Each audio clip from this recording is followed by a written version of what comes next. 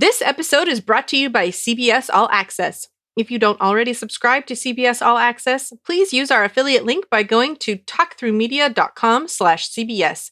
Using our affiliate link gives us a little credit, which helps us to keep bringing you great content. U.S. residents only.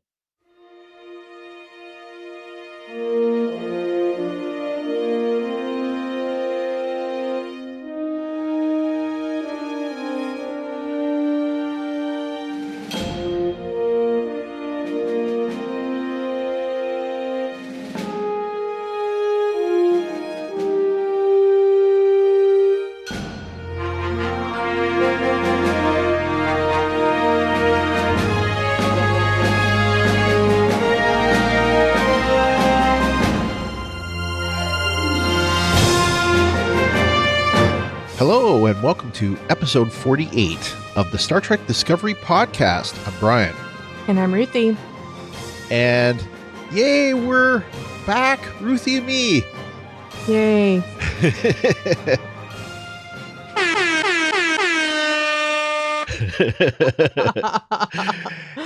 Oh my goodness.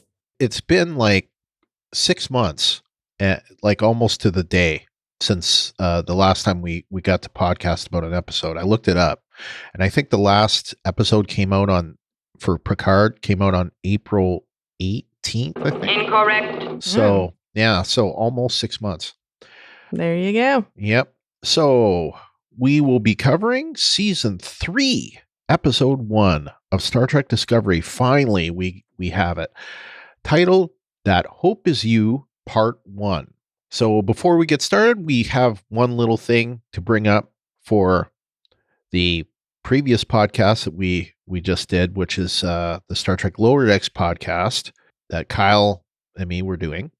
So let's just Kyle and I. Thank you, Ruthie. I missed the grammatical corrections. Okay, You're so welcome. I know. So we don't need to open hailing frequencies because we don't have any additional feedback. We just have errata. Incorrect. And this is something that I was told was wrong actually on Wednesday. I was in a Portal 47 meeting, one of the things that Larry Nemechek does for his little, it's not really Patreon, but it's something like Patreon.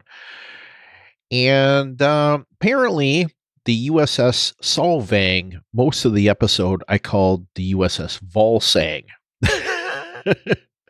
So Robert from Austria, thank you for the correction. I told him that I would correct myself in this episode. So, and that's it for Lower Decks. Actually, Lower Decks comes up quite a bit in the feedback, so I'm sure we will talk a little bit about it. But this episode, season 3, episode 1 of Star Trek Discovery, That Hope Is You, part 1. And I was just saying to Ruthie, next week is not part 2. I don't know when part 2 is, but it's not next week. No, next week is part 2. They just didn't call it That Hope Is You. Maybe. Who knows? It is written by the co-showrunners. Well, it's in this order. Michelle Paradise, co-showrunner and executive producer. Jenny Lumet, executive producer, and executive producer, co-showrunner Alex Kurtzman, otherwise leader of the Star Trek franchise. Directed by executive producer Olatunde Osunsanmi. And I remember how I used to have such a hard time with this name, but I finally know how to say it now. The description from CBS.com is as follows. Arriving 930 years in the future, Burnham navigates a galaxy she no longer recognizes while searching for the rest of the USS Discovery crew. It is TVMA with language. There was no star date given, and the only thing that we do know is they arrived in the year, or she arrived in the year 3188. It has the air date. Now, all their stuff says October 15th, but you look on the website, it says October 14th. And of course, that's because they now release them at almost midnight. Actually, it's a little before midnight Pacific time. So this came out at 11:06 p.m. Pacific time, 2:06 a.m. Eastern time. Had a runtime of 52 minutes and 47 seconds. So we're saying that the 47 this week is the runtime. So 52 minutes, 47 seconds. That's funny. So getting to ratings. Ruthie, what did you think of That Hope Is You Part 1? I liked it. Hang on just 1 second. I am going to give it a 9 point. Oh my gosh. I don't know, 3188. Okay. Probably a little bit higher than that, but I can't find a high enough number in the episode off the top of my head. So okay. 9 point something high. Okay. Well, I didn't try to get cute with it. I gave it a 9.5, and I'm going to give it a 9.5 fancy, what would it be? Fancy ships? I don't know what fancy you're ships, for. maybe. Unusual alliances? No, that's not what I wanted. It was actually, it had something. Impact shields? No, that's what I'm Dr. using. Doolittle. There we go. Book is Dr. Doolittle. Futuristic Dr. Doolittles. I'm giving it. Oh no, I want to save that. Oh my gosh. Actually, one thought I had was 9.5. Yes!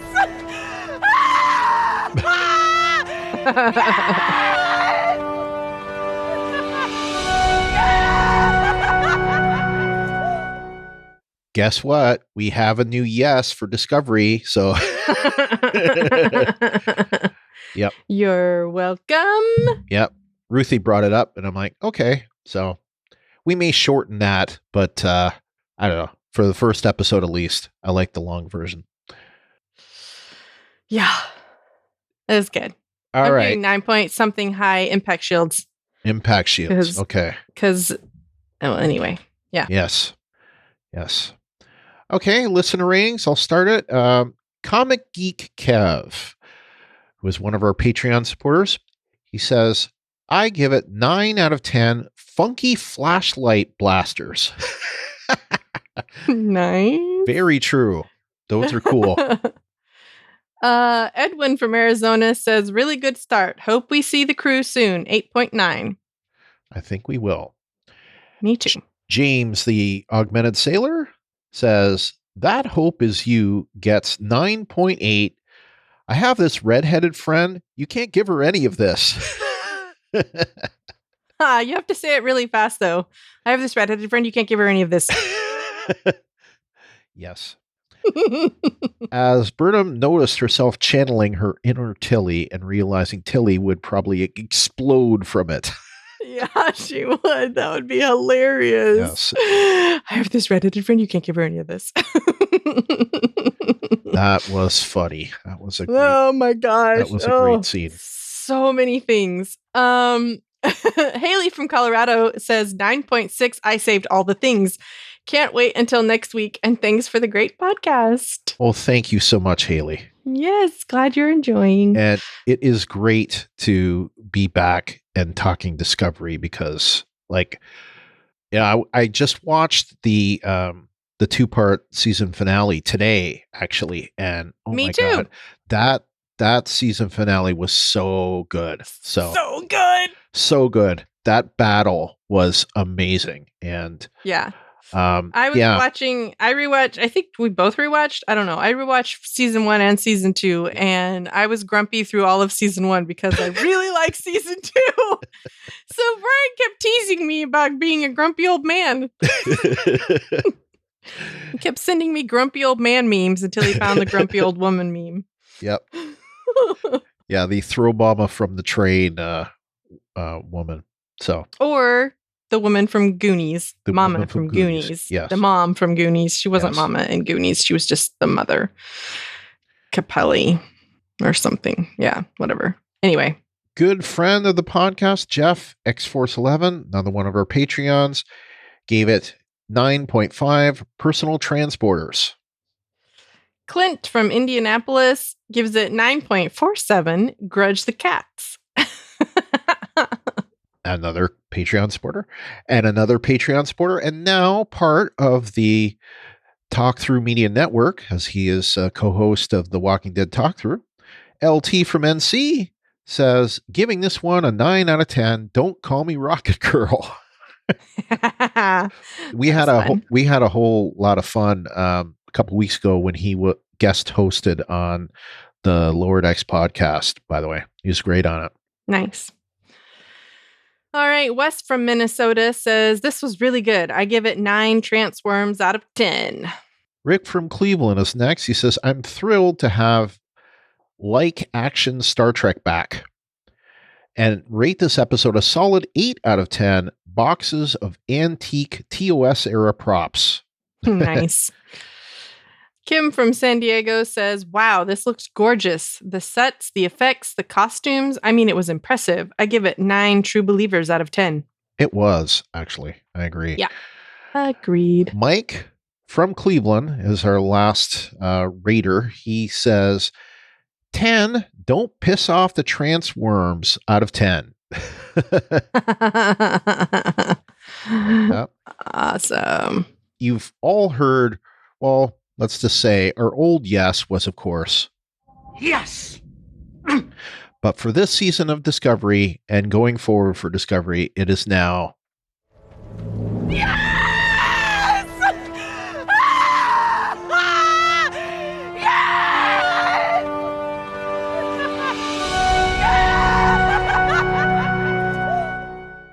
okay. It's a little long, but yeah, for this episode, come on, gotta have it.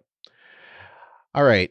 Edwin from Arizona says he gives a yes to book. He grew on me.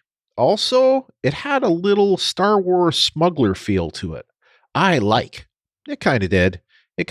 Yeah. it did. It definitely had a Star Wars vibe. All right, James, the Augmented Sailor, says, Morn! I hope he's in every episode and just as talkative. That made me laugh. Man, that guy never shuts up. I know. It was probably a great, I lost track, great grandson flick that tells full of useless information. Okay. Yeah. That is full of useless information and appears in every Pixar movie. No eye needles. So far, so good. Oh, yeah. I was thinking that too. Every time I saw the eye needles in my rewatch, I was like, ah. Yeah. And I saw needles. I saw that episode too this week when, what's his name? Leland got poked with the eye needle. Yeah. It was like, oh. Yep. Yeah. And also, Lorca, poked himself. Yeah. Wasn't a needle, but he poked himself in the eye a lot. It looked like drops, but it was really like a forceful drop, like something shooting into his eye. And I was like, man, ow. All right. And finally, he says, the homage and nostalgia I get that this episode seemed to pay to Roddenberry's 90s classic Andromeda on the relay station. More on that in my feedback. Yeah. There were quite a few comments about Andromeda, so we'll get more into that as we go. Yep. Wes from Minnesota is next. He says, book. He is going to be a very interesting character to keep around. Yes, he is. Yep. Yes, he's almost like what do they call that? Transhuman, because he's got extra human qualities. I don't know. Then he says, Grudge. I am a cat person, so I love seeing cats. And Grudge is cute. Yes, Grudge is cute and big. And pretty. Yep. All right. LT from NC says, I liked the cold open with the guy at the desk, and I liked it more once we got into the episode. It did give us the notion that there are still a few bits of the Federation left. And the scene at the old Federation station was really good and goes back to proving that there is an optimistic side to Discovery. I have to admit that our spirit is undiminished got to me. Yes, it got to me too. And we get a couple more comments as we go here. Haley from Colorado is next. She says, Sonequa Martin Green for being the only familiar character able to drive a whole season premiere and make it awesome. Yeah. Yeah. She's so great. Yes. Yeah, she is great. You know, it's like they've hung so much of this show on her and she's just able to carry it. It's so impressive. She is just amazing to watch. Yeah. And of course, you know, we were fans of her when she was on The Walking Dead.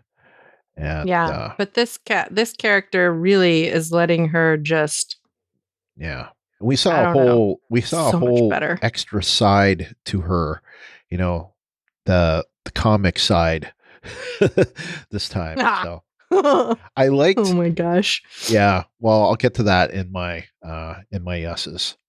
Me too. Epic new future technology. Yes. There was a lot of cool stuff in that we saw, you know, those hand cannons, I guess you could say. The personal transporters. Personal transporters. I think that's actually what they called them.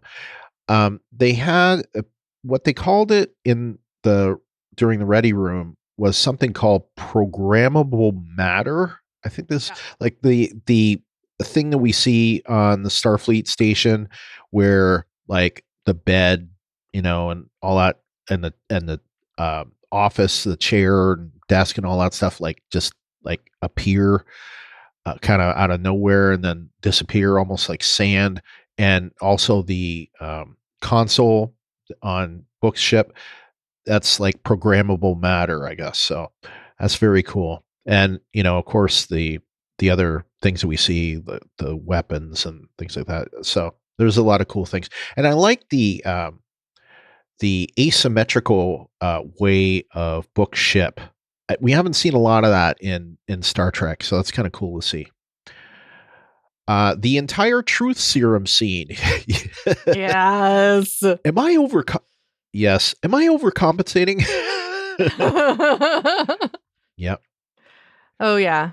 It was amazing. I have so many things to say about that. Yeah. I wanted to like quote the entire scene. Yeah. Speaking of scenes to quote, the chemistry between Book and Burnham and all the punching. Yes, all the punching. And I was going to mention that. I was going to mention that in my yeses because how many times did like Burnham like punch Book in the face? A lot. It was 3. I counted. I was like, that's number 3. It was awesome. Yeah. Oh my gosh. And lastly, the humor. She laughed out loud a couple of times, as did I. Bam, bitty bam. Yeah, it was funny. She laughed a lot. Yeah. Burnham called it a portable transporter. Portable transporter, yeah. Yep. Okay, Rick from Cleveland says, yes for Morn. At least someone of Morn's species, not on a bar stool. Yeah. That's yes, for the payout. He is a Lurian. That's his species, Lurian. So Lurian? It's either Lurian or Lorian. I think it's Lurian. Alrighty then. Yes, for the payoff on Burnham sending the final signal to Spock for taking the Red Angel suit, probably out of the story. Yes, it is Lurian. So, alrighty then. Kim from San Diego is next. And I had to include this. She says, submitted my feedback through the website. Yes, she did. This part came out off of Facebook. She says, but I was so happy to have this show back. The end made me cry. And my response was like, the first time I saw it, I didn't just cry. I wept. There was something about it that just really hit me. And the second time I watched it, I teared up, but not quite as hard. But yeah, it just it got to me. Oh yeah. Things get to me. I know. You're a crier, and I'm not. Yeah. How do you like that for gender reversal? And you have no emotions at all. So I don't. That's not true. I have emotions. I know. Rage, frustration, grumpiness. Grumpiness, yes. Oh my goodness gracious me. I've missed you, Ruthie. Oh, I missed you too. Yeah. Michael's truth serum reaction was laugh out loud funny. Yes, it was. Yes, it was. Sonequa Martin Green is just such a great actress. I love watching her. Yes, I do too. She's just. I agree. Yeah, she's great. She's really is. Yeah. The Temporal Wars. There's a show I want to watch. Yeah, that would be. Talk about like confusing. That would be interesting and confusing. I agree.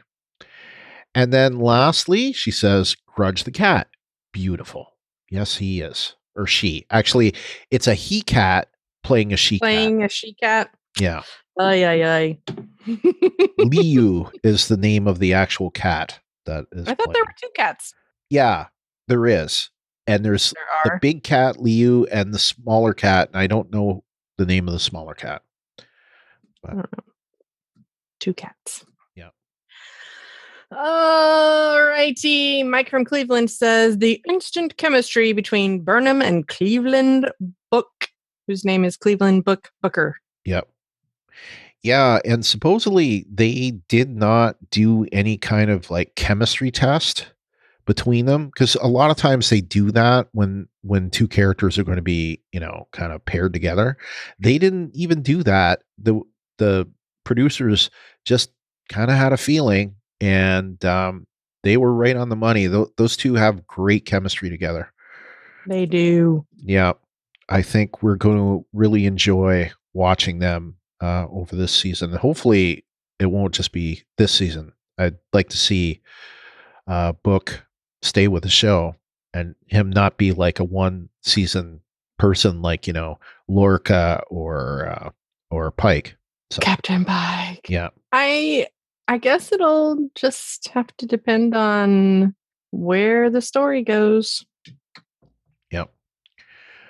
All right, so it's time for our yeses. What do you got?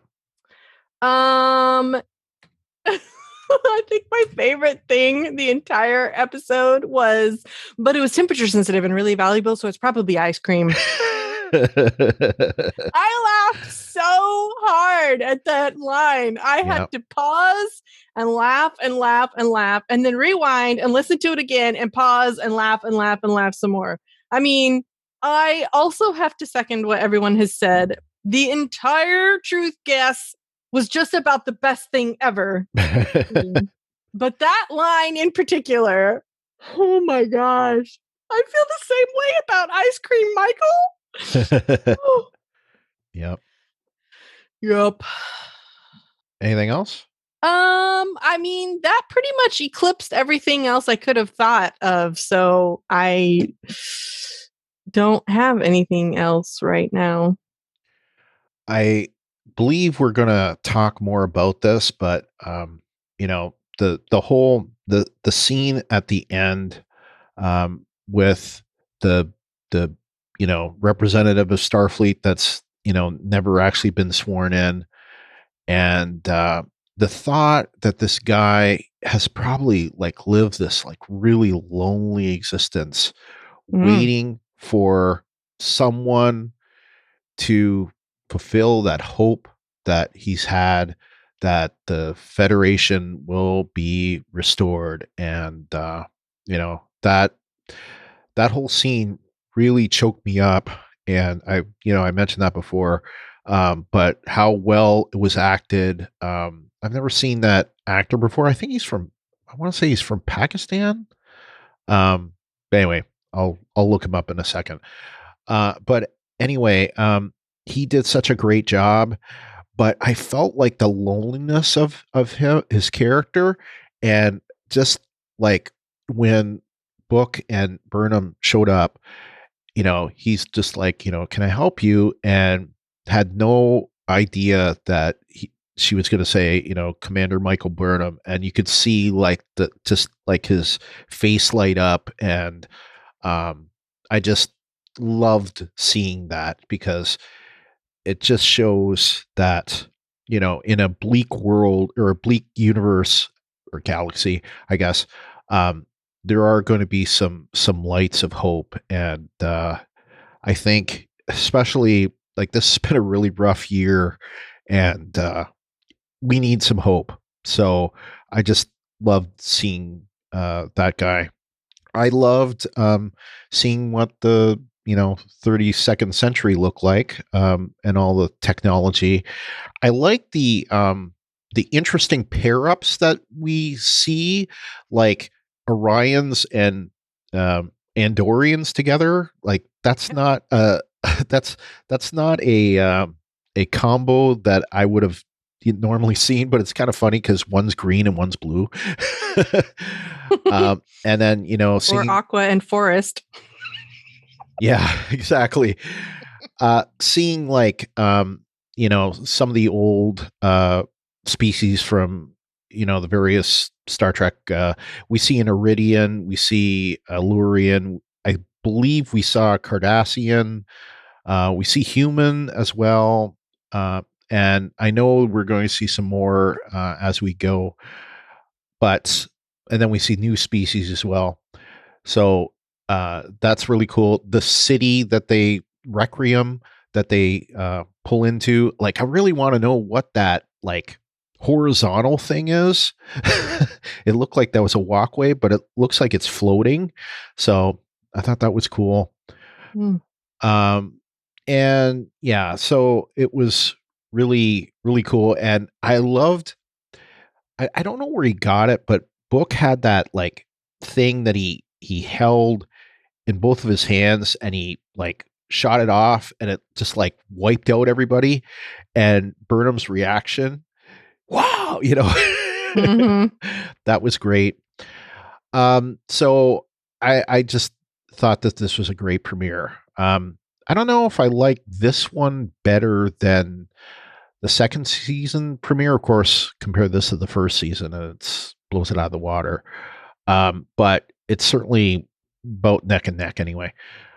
So that's all I can say for yes. Oh, I thought you were going to mention this, so I will again. Oh, I love that she hits him so many times. Yeah, I was going to mention it. Someone else said that, but I have to repeat it because it was so funny. Yeah. Every time she's just, oh man. Yep. Every time she, and she, got him good. Yep. Yeah. I'm sorry I broke your nose. Are you saying that because you think we're about to die? Yep. Oh my gosh. Now, I nearly pulled a new no that comes in right after Burnham says yes, but it wasn't clear enough. So we're going to go back to our, classic no, which is, of course, Picard when he says, no! Because that's a hard one to beat. So, yeah. What was the one that came after?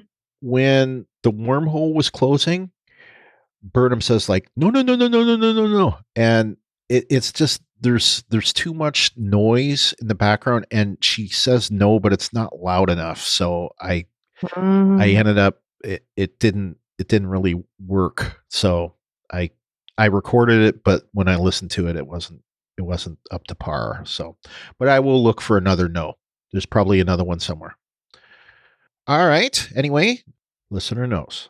Listener knows. James, the Augmented Sailor, says, even with the impact shield and reverse thrust being activated, I don't see what kind of tech could have saved Michael from that impact. There was literally no slowdown in velocity and nothing to prevent her from becoming a mess inside the suit. Newton's ghost is really mad right now. On the other hand, it's nice to know her basic A+ is still valid and her first troubleshooting step worked. Cats. I'm not a cat person. Give me a cute little puppy instead. LOL.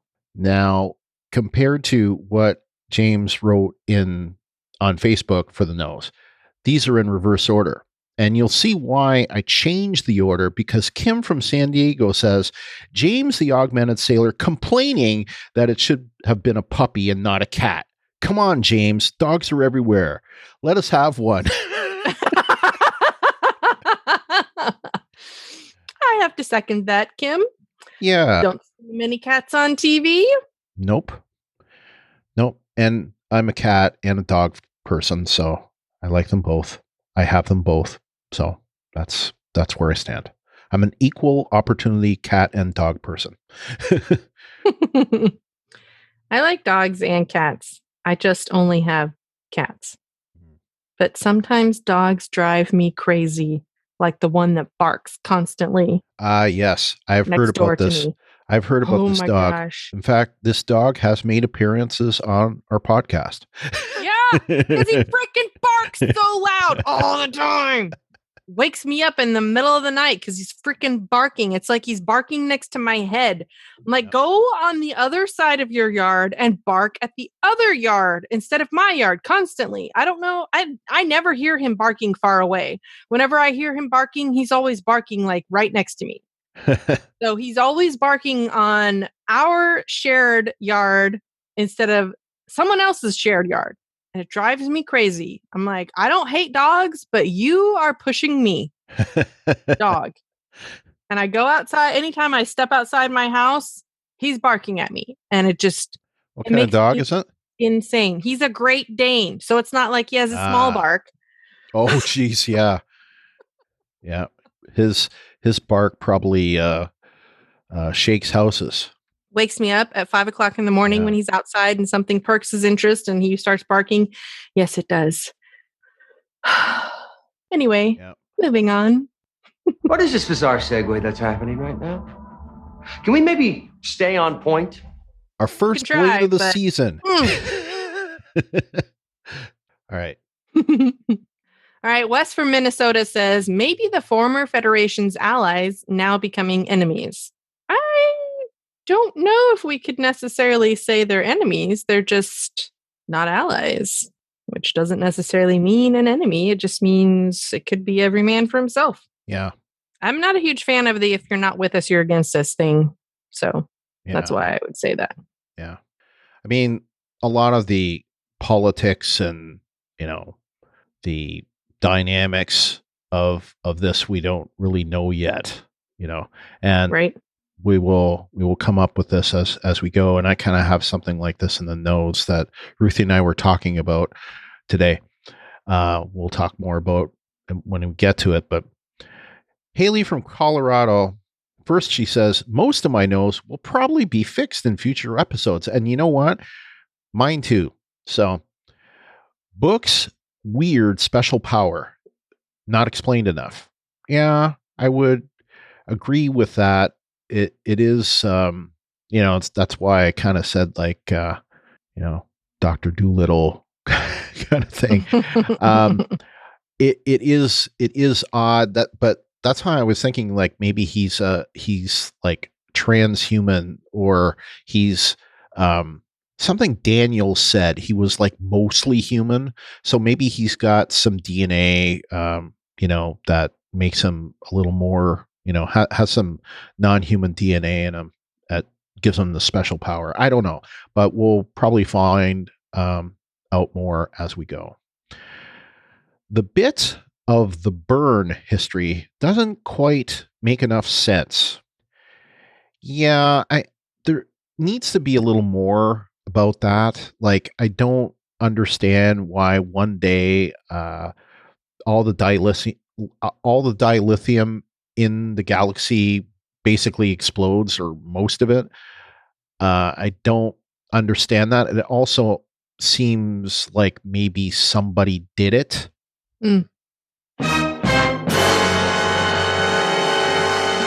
Burnham playing the DID, Damsel in Distress card, to book several times was the weakest part of the episode. Oh, the like, I need your help kind of thing. I would have to disagree with that. Just because someone needs help doesn't mean that they're a damsel in distress. Just because that person who has been known to be a strong person in the past is a woman and needs help doesn't mean that she's automatically a damsel in distress. It means she's a person who needs help.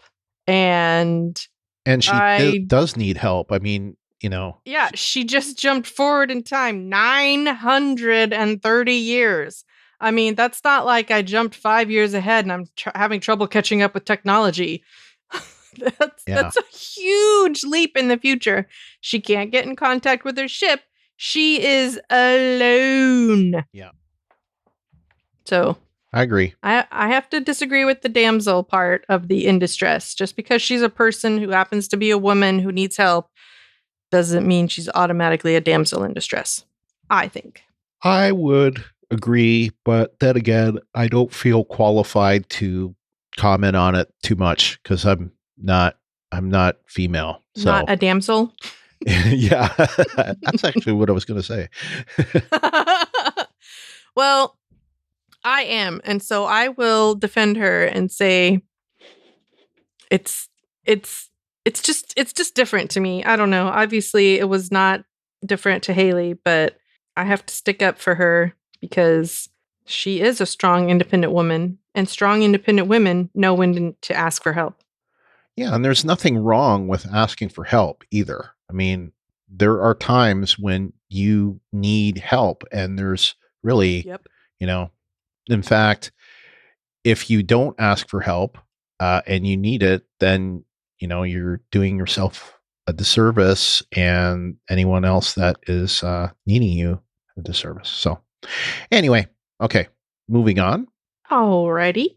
Rick from Cleveland. I had to drop my rating to an 8 because on first watch, I spent the bulk of the episode waiting for Discovery to show up. I suppose I should have known better because all the promos show Burnham with much longer hair. This all but confirms a gap in time, maybe of years, between her arrival and Discovery's. That lack of the rest of the crew took something away from the show, which became something much more than the Michael Burnham show it was in early season 1. Tilly, Saru, Stamets, and even Giorgio make the show whole. I don't know how I feel about that yet. I think at this point I'm going to reserve judgment because actually Fred makes a good point in his voicemail about this. So when we get to it, we'll talk more about it. But I am okay with it. And I think as long as we get a Discovery episode next, or a mostly Discovery episode next, I'm going to be fine with it. And I don't know, this is a kind of a thing that I'm used to seeing on shows like, Walking Dead, and that they have this kind of, let's spend time with these characters this week. And quite honestly, we're probably going to see a lot more of this storytelling as it goes because with COVID, it's probably safer to shoot if they only shoot like a couple characters at a time. Right. Didn't they shoot most of this before COVID though? Oh, COVID. Yeah, they did. So that's not going to be an issue necessarily for the rest of season 3. No, it won't be, but just for season 4, which we have some news about, it could be. So we'll see. I kind of feel the same way because I guess I never really thought it was the Michael Burnham show.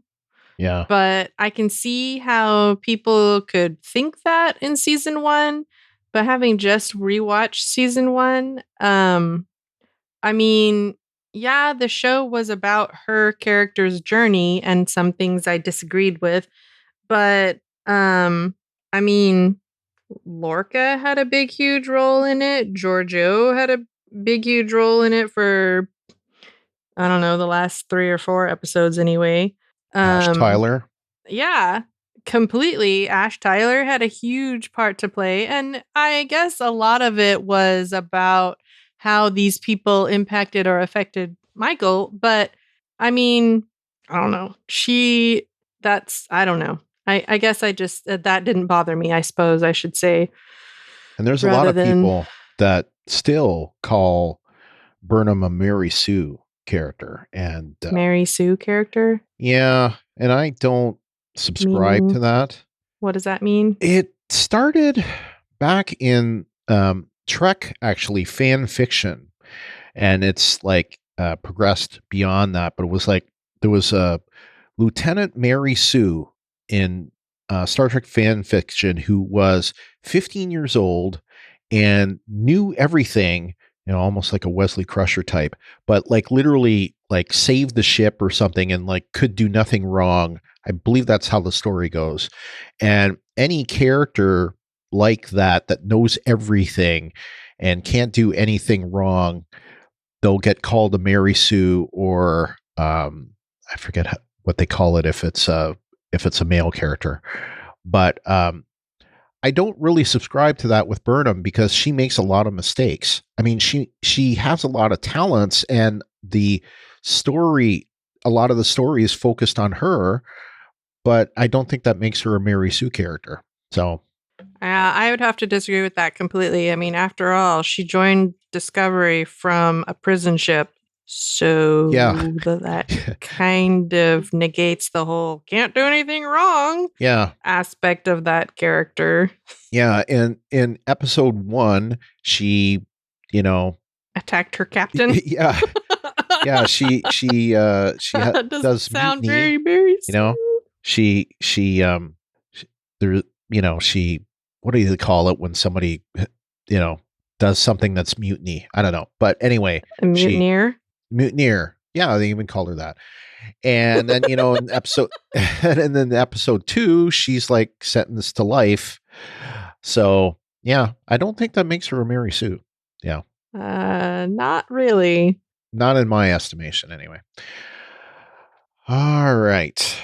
The last no we have from our listeners is from Mike from Cleveland. He says, not seeing Discovery the entire episode, just needed maybe a 10 to 30 second teaser. That I could see. Like right at the end, maybe something to show them coming through and just a little tease of next week. But I think, as I said before, I think Fred has some good thoughts about that in his voicemail. So get to hear it when we get to that. Do you have any no's? I would have to agree about the impact shield, but I don't know that I would go so far as to say that's a no. Yeah. So, I think most of my no's were more hold your horses. So yeah. Let's move on. I don't really have any no's. Well, and this is the one we talked about. I said that in discussing this stuff, it was all about the Federation. So I thought it was a little Federation centric, and it reminds me, and being originally from Canada, I'm sensitive to this. You hear a lot of stuff like on the news and even on TV shows where it's all America, America, America. There's no worldview.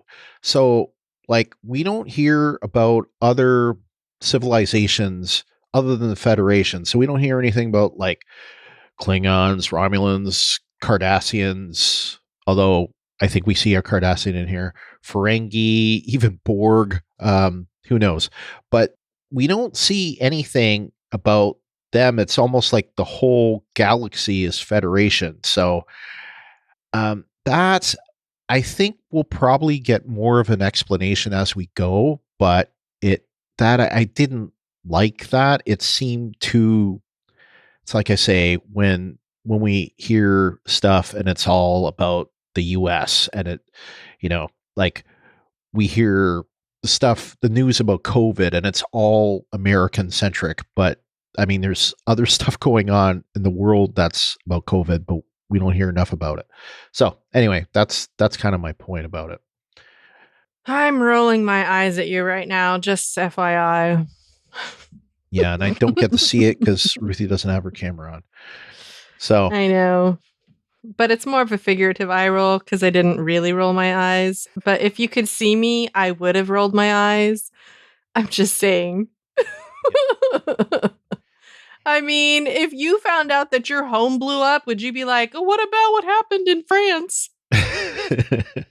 No. No, you would be like, tell me more about Canada. True. Okay. I mean, come on, give her a break. Also, it's only the first episode. I'm sure we'll hear more about that stuff later. That's my point. But that's is kind it of your point though? Yeah. I mean, it's worth saying though that we had. But is it? Because of course she wants to know what happened about the Federation. Right. And she's from the Federation. She's from the Federation, yes. What I was going to say is we heard similar kind of things in the last season. So the stuff about control and all that, it was the worlds that they talked about that were wiped out. They only brought up Federation worlds. They didn't bring up like other worlds. Of course, we see the Klingons and Kelpians at the end. So, okay, maybe that's just not even true. But anyway, so I believe it is time just for this part of the episode for nitpicking Brian to show up. So I'm just going to say that throughout all of the artwork that we've been seeing, we've seen that there's a new logo, right? Discovery, the word Discovery is in a new font. And the Star Trek part has been in the old style Star Trek, okay? This was used in Lower Decks. They had, a Lower Decks font, but the Star Trek was in the classic Star Trek font. For Picard, and if I could show my Picard hat to Ruthie, which is that thing, I beat the crap out of that hat, by the way. It looks terrible. It has on it the classic Star Trek font and then Picard and the letters, but on the title sequence, it had the Star Trek Discovery Star Trek. So again, for the title credits, they used the font from the first 2 seasons of Star Trek Discovery instead of the classic font. And that bugs me because that means any artwork, any like t-shirts or anything we get is going to be wrong. And I hate that. So that's my nitpicking Brian just for a second, but mostly just it means that we can't get like the artwork. We probably won't get the artwork that matches what we see on the show. So that's why I don't like it. I understand. They should be consistent. Yes, they should. All right, so that's it for our nose. So feels like an error. Someone was not paying attention. Yeah, it does. Someone needs a new job. Yeah, the title credit people, because I think that gets farmed out to another company. They're not paying attention to the marketing people.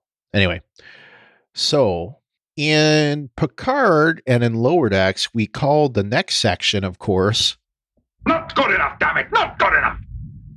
However, and it's been a while since we've been able to do this, it is now time for... Hello, this is Captain Tilly. What the hell? What the hell? Hold your horses. Oh, my goodness. So anyway, the hold your horses section is roughly equivalent to the not good enough section. So if you have been putting stuff in the not good enough, hold your horses, pretty same thing. So anyway. All right.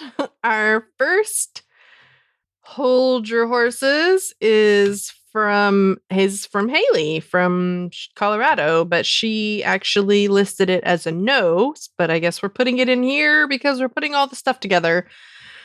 Not enough info about the Federation liaison. The episode bookends with him, but we don't really know anything about him. Yeah, it's like we got a whole bunch of like similar comments about his name was Zalil. So Zahil. Okay. It was an H, not an L. Okay. Wes from Minnesota says that Federation Communication Relay Officer. We need to see more of him, and hopefully we will. I agree. Yep. Kevin from West Virginia says, I agree on all fronts. Sahil gives off that there must be something better worth fighting for vibe. Definitely hope we see more of him. I agree. Yep. James, the Augmented Sailor, is next. He says, is Book a Jedi? What's this communicating with nature and keeping the balance stuff? We don't need no Star Wars and Star Trek. I know he's not a Jedi, but it did give me that vibe a bit. Plus, I love hearing the Tilly bumper for this segment, so I had to put something. Yes, I do too. Me 3. All right. More from Haley from Colorado. Am I watching Discovery or a reboot of Gene Roddenberry's Andromeda? Seriously, this story seems very familiar. LOL. Yeah. Yeah. There definitely is a similarity. Yerp. All the callbacks. Time travel outlawed after the temporal wars, a callback to Enterprise temporal Cold Wars. The Gorn, Morn species? Exclamation point, question mark, exclamation point. Yeah. Rick from Cleveland is next. He says, 4 not good enough, / hold your horses. He didn't say that, but I put that in. I've always viewed Orion males at least as being very large and a bit more menacing. Maybe that's just a flawed memory from Trek Past, but the Andorian was more menacing than this Orion was.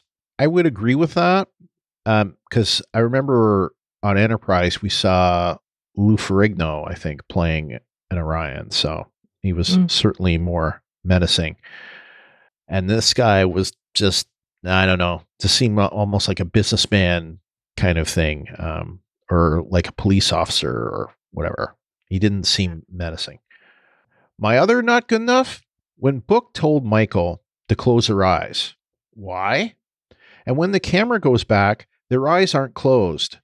Was the creature about to open the Ark of the Covenant?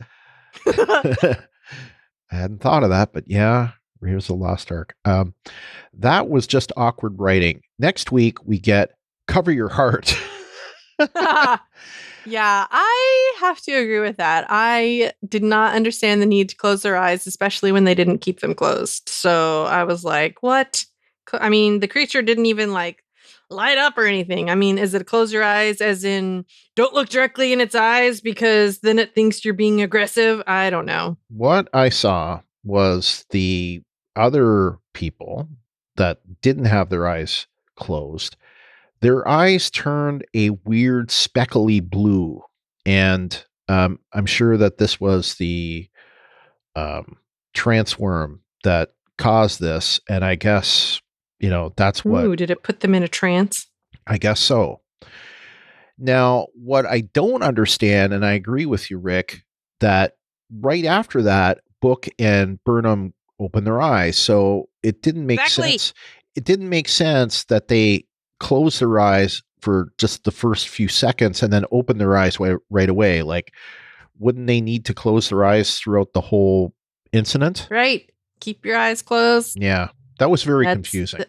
I didn't like it either. I thought, closing your eyes initially because of the blue trancy thing, fine. But opening them again when you don't even know if it's safe, that gets a hold your horses for me as well. Yep. I'm right there with you, Rick. Yeah. And I guess they were going to open the Ark of the Covenant. I don't know. Only the penitent man will pass. That's not the same movie. Oh, what is that? Is that Temple of Doom? That is The Last Crusade. Oh, okay. Don't mess with me and Indy, man. We're tight. It's been a while. I just proved it. I love Indiana Jones, and The Last Crusade was my favorite movie. My favorite of the 3, I should say. I mean, I really enjoy Raiders of the Lost Ark, but The Last Crusade is my favorite of all 4 of them. Anyway, Kim from San Diego says, The Burn. It interests me, but I'm not sure that was a good explanation. Maybe they could have held back some of that for slower development. I don't know. It was kind of a clunker of an explanation. But I don't care. I was so happy to have this show back. I kind of am there with you. I feel like I need more information. Yeah. Because from what I remember on the Enterprise, D, in Next Generation, they had a way of recrystallizing dilithium by that time. So it was probably because of what the Queen did on Zahia. and Scotty, they both did that kind of thing. So why the Queen of Zahia came before Scotty? She sure did. FYI. And she was brilliant. Queen Poe. Yeah. Yep. Well, he said his dilithium recrystallizer was busted. Yeah, I guess. But, I mean, isn't this supposed to be a stable element? So why would it just go boom? That's what I don't understand either. Yeah. I need more info. Like the way I've understood it, like dilithium was almost like a diamond, and it was like something that they used to channel energy through. It wasn't necessarily something that is explosive in nature. Yeah, exactly.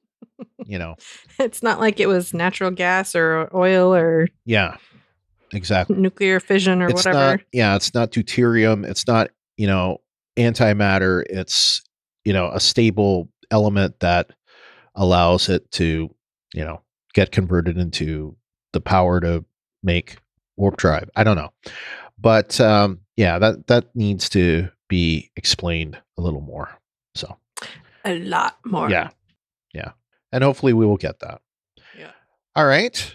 Now it is time for our Hold Your Horses. Do you have any? I kind of felt like when she said, you seem to have a connection to things, and then immediately said, what's it like to feel everything or feeling everything? That kind of seemed like a leap to me. I'm like, just because he has a connection to some things doesn't mean why would that mean he feels everything? Yeah. I don't know. I thought that was kind of confusing. I was like, I mean, did they have a conversation off screen that we didn't hear? And so that's when he said he feels everything. I don't know. It didn't seem like it. Because it seemed like she was asking about that right then and there, and it just kind of felt like a leap to me. So yeah, I would agree. With that. I thought David Ajala was clearly not a cat person because of the way he picked up the cat. I was like, "What are you doing?" Of course, the cat scratched you. Yeah, look how you're holding it. Yeah, and he tells that story on the Ready Room. Yeah. I thought that was when I watched it the first time before I saw the Ready Room, I thought that is so awkward.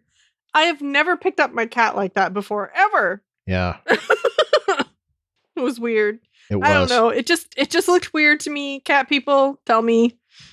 They look weird to you? It was great to see the kitty, but then I was like, what are you doing? Hold your cat better. Cats like to be held close and cuddled, or else they scratch you. Yeah. Because they're trying to hold on, not necessarily because they're trying to scratch you, but they're trying to hold on. That's what happens when my cat thinks that I'm going to drop him. He latches onto me with those little razor sharp claws, and I'm like, ow, I'm not going to drop you. Anyway. I agree. That was kind of it. I was like, Yeah, I agree. My Hold Your Horses. Burnham lands in 3188. And I think I talked a little bit about this during season 2. That's awfully imprecise. You would think it would be like, say, Back to the Future, where, Doc Brown had it not only go to, the year, but the date and the time, to just say 3188, like she could land in January and the Discovery could land in December and it would still be almost a year, right? If it was, beginning of January, end of December, that's almost a year. So I don't like that they just leave it to year. It's just not precise enough. It's not Star Trek enough. Like I would expect a more precise, like something Data would say, So I don't like that, and I wish they would stop that. it seems everything that we see is like shoot to kill. Like stun is no longer a thing. Maybe those hand cannons don't have a stun setting. I don't know, but like everyone that got shot, they were obliterated. So yes, they were. Yeah. So I don't know. Seems a little brutal, but then again, there is no Federation. Years. Yeah. I had one more. Okay. And it was, I know that they're moving targets when they're running across that, whatever that was, that black sand looking stuff. Yeah. Field is what I called it, but it's not really a field. But damn, those guys are terrible shots. I mean, they were so close. I was like, I don't know. I thought, like stormtroopers. That's exactly what I was thinking. I was like, oh my gosh, here we go with the stormtroopers. Can't hit a moving target. Anyway, I mean, again, moving targets are harder to hit, especially when you're moving yourself. But if this is the force that you send after people, I think they should maybe practice a little bit with the moving target thing. I don't know. Maybe the hand cannons are hard to control. I don't know. It didn't seem like that, but no. I mean, especially if these are the people that you're sending to chase people, usually when you're chasing people, they're moving. So I don't know. I was kind of like, right. I mean, again, like you say, the hand cannons are pretty permanent, so can't really have Book and Michael get hit because that would be game over. Right. But at the same time, I mean, shouldn't they have been a little bit further away then? Because that would make a little bit more sense. I mean, I don't know. I just kind of was like, Like the guy that was chasing after Book, I think his name was Cosmo. Mm-hmm. He was wanting to, shoot one of them. First he wanted to shoot Book and then he wanted to shoot Burnham. And, then they said, what kind of courier loses his cargo? And I think it was the Orion just shot the guy, close. Blammo, obliteration. And that, that was it for him. So I don't know. It's pretty brutal when it comes to that. And no second chances, I guess. Nope. But, I guess that's well, we don't know. Maybe he already had a second chance and that was right. I don't know. Yeah. But anyway, yeah. You're right. Maybe this kind of thing is just Requiem and maybe that's just how things are there. Maybe it won't be like that all the way through, but anyway, brutal. That's my point. All right. So now it is time for our feedback section. So let's open hailing frequencies. Okay. So our first voicemail, we have 2 this week, is from, and he's on quite the streak, Jeff X-Force 11. He submitted a voicemail to all 10 of the Lower Decks episodes. And I want to say he did for at least almost all of the Picard, but I'd have to go back and look. But anyway, quite the streak. Thank you, Jeff. Here is his voicemail for this week.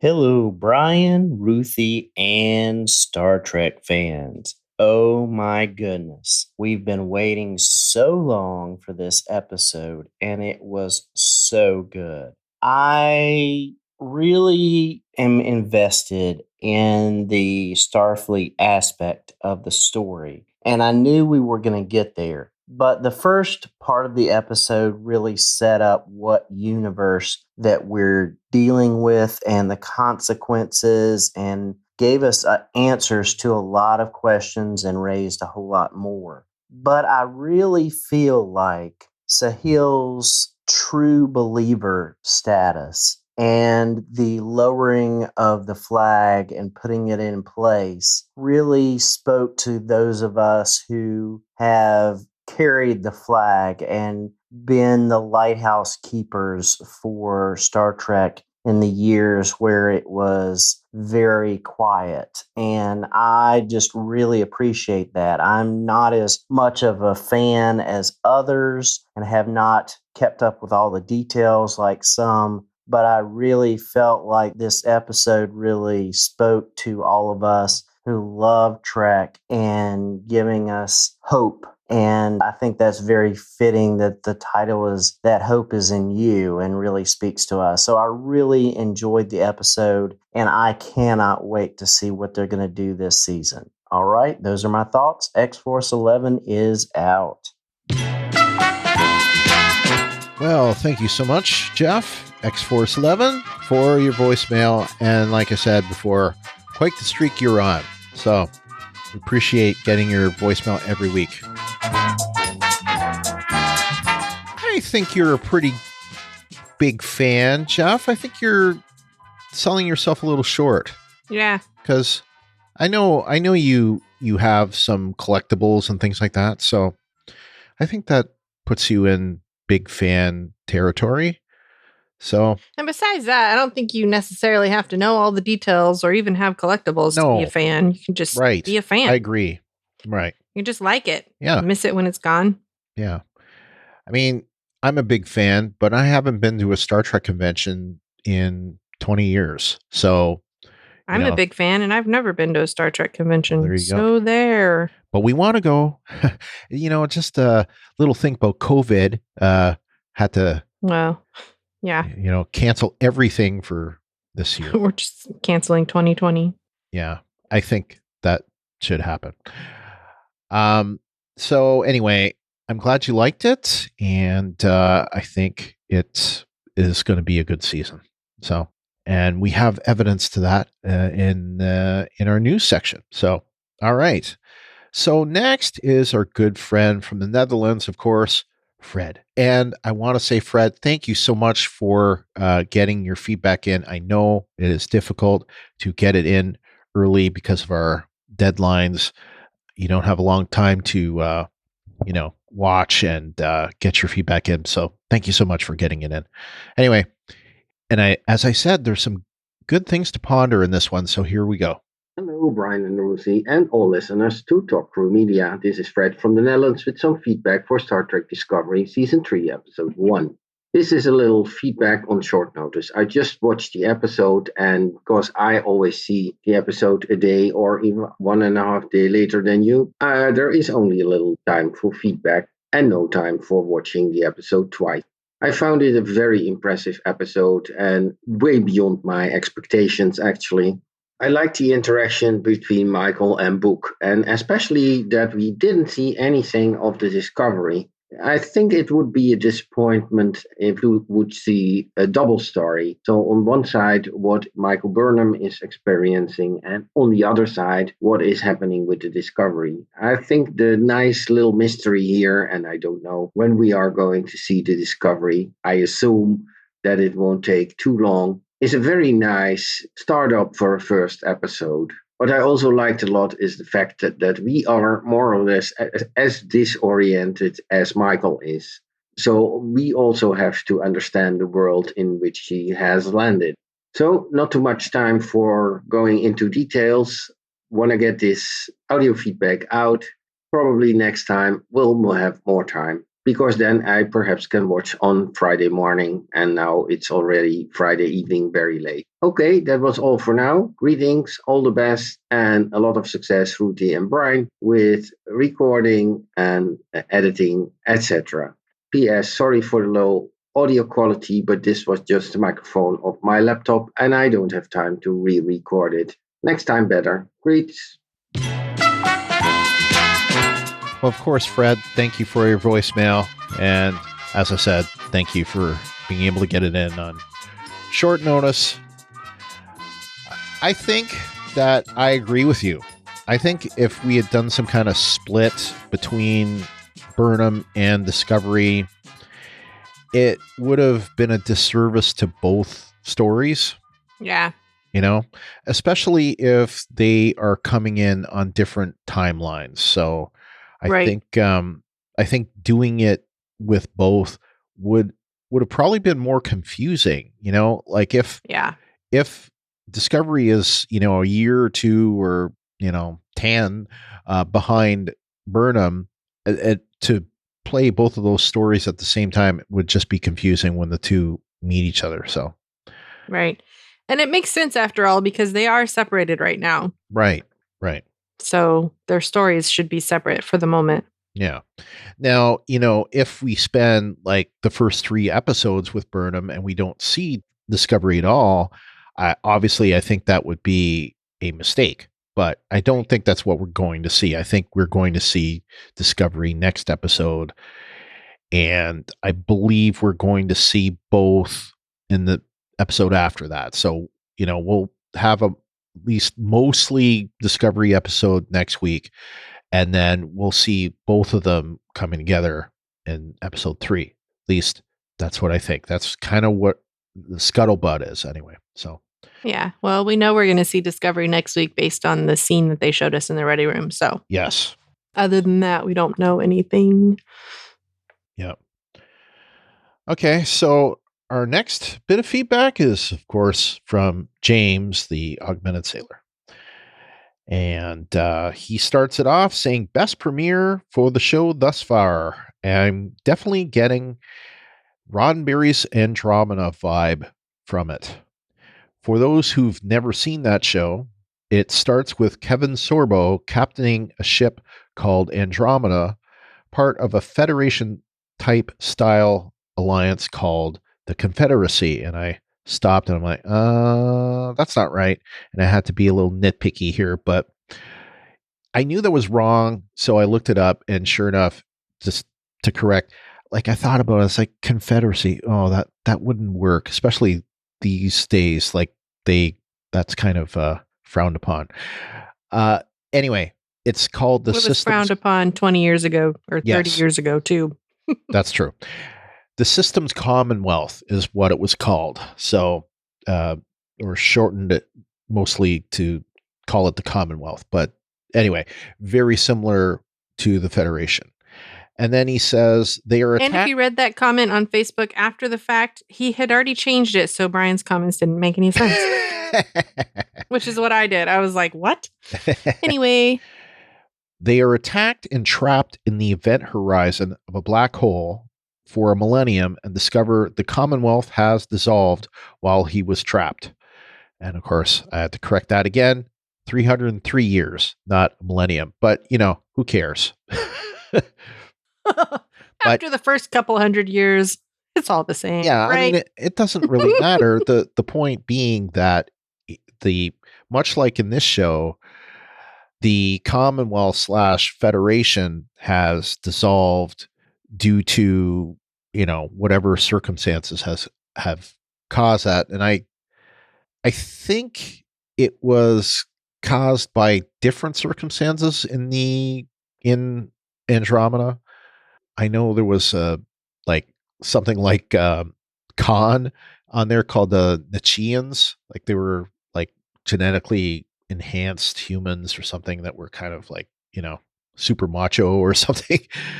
And I know they played a role in it, but anyway, I haven't seen that show in many years, but I think you can see it on the Pluto. It's one of those free things. It's actually owned by CBS Viacom, or Viacom CBS, sorry. That anyway, they show Andromeda. And in the same fashion as Discovery has shown thus far, it's a rebuild of the Commonwealth / Federation. I'd love to see some guest appearances from Kevin Sorbo and other Andromeda actors. It would be a nice little tribute. I don't know about that. I don't think a lot of people would get that. And Andromeda was not that big of a hit. I mean, it's not like it was a huge hit. I think it did well.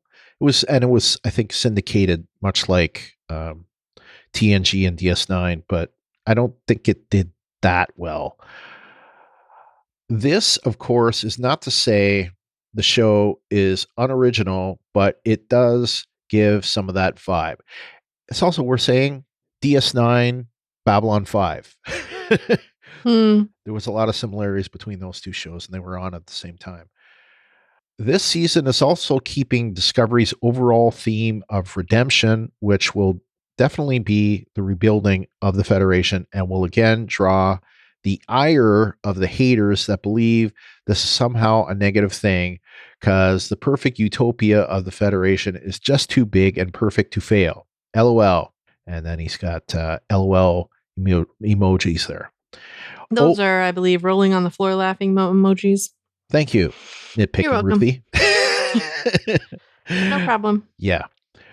Oh, well, I think those of us fans that have loved the show are in for a great season. I think people that were just concerned about canon conflicts will be able to latch on now since there's no longer breach potential.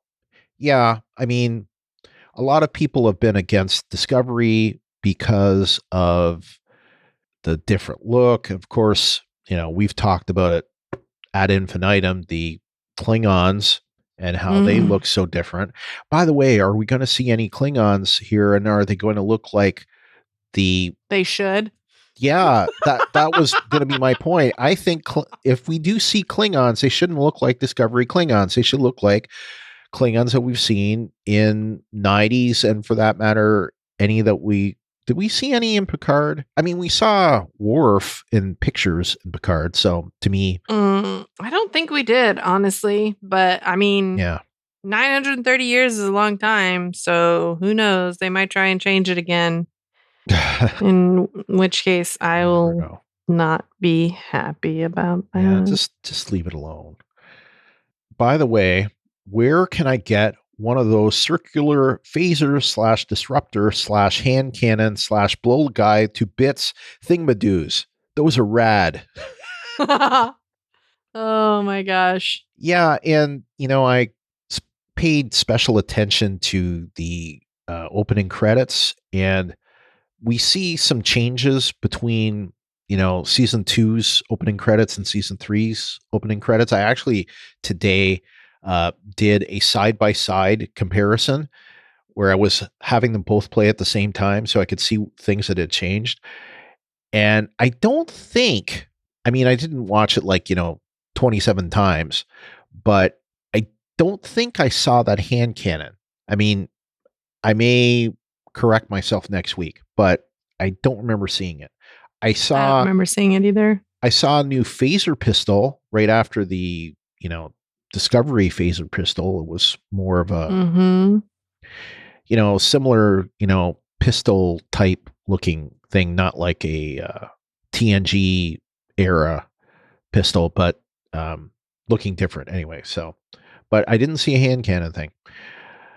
So that's it for your feedback. Thank you very much, James, and we'll be talking to you. All right. Next, we have feedback from Comic Geek Kev, who says, first, I wanted to let you know I didn't find your podcast until the end of season 2 of Discovery. A few weeks ago, I started a rewatch of the first 2 seasons, so I listened to all those episodes of the podcast as well. I really enjoy the show, and I currently listen to all of your podcasts. I'm also doing a DS9 rewatch with you. That first season was a real struggle. I'm sure Kim can relate. Yeah, and I know Kim and James, well, especially Kim, had some struggles going through that first season. There were some big stinkers like Rumpelstiltskin. Yeah. Ooh, my. And I want to say thank you so much, Kev, for that.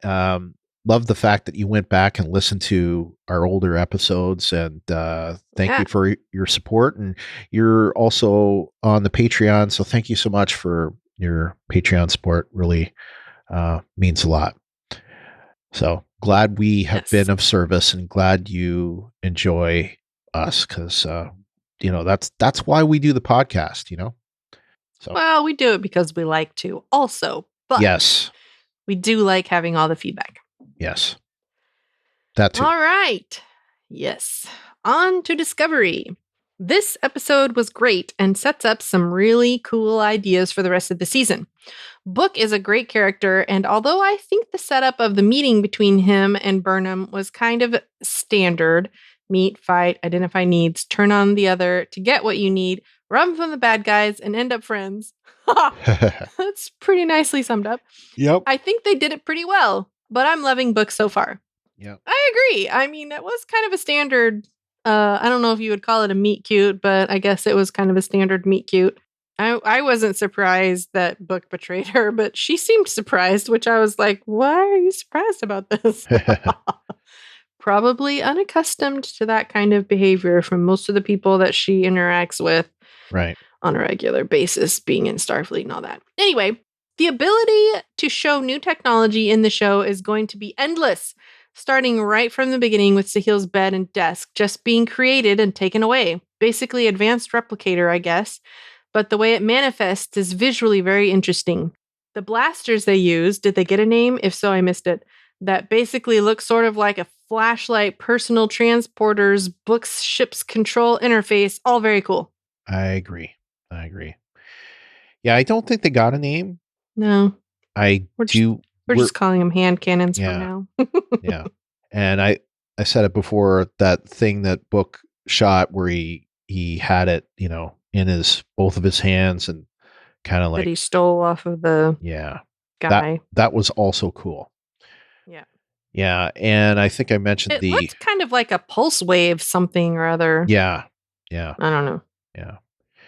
So yeah, they called it programmable matter, like the Starfleet guy, and I guess the consoles. That this was on the Ready Room, and they also showed some of the props and how they wanted to give it a different look, and of course like the set design and stuff like that we see, just like so beautiful and well done. It's like the amount of craftsmanship that they do to make the sets and the props and all that stuff is very impressive.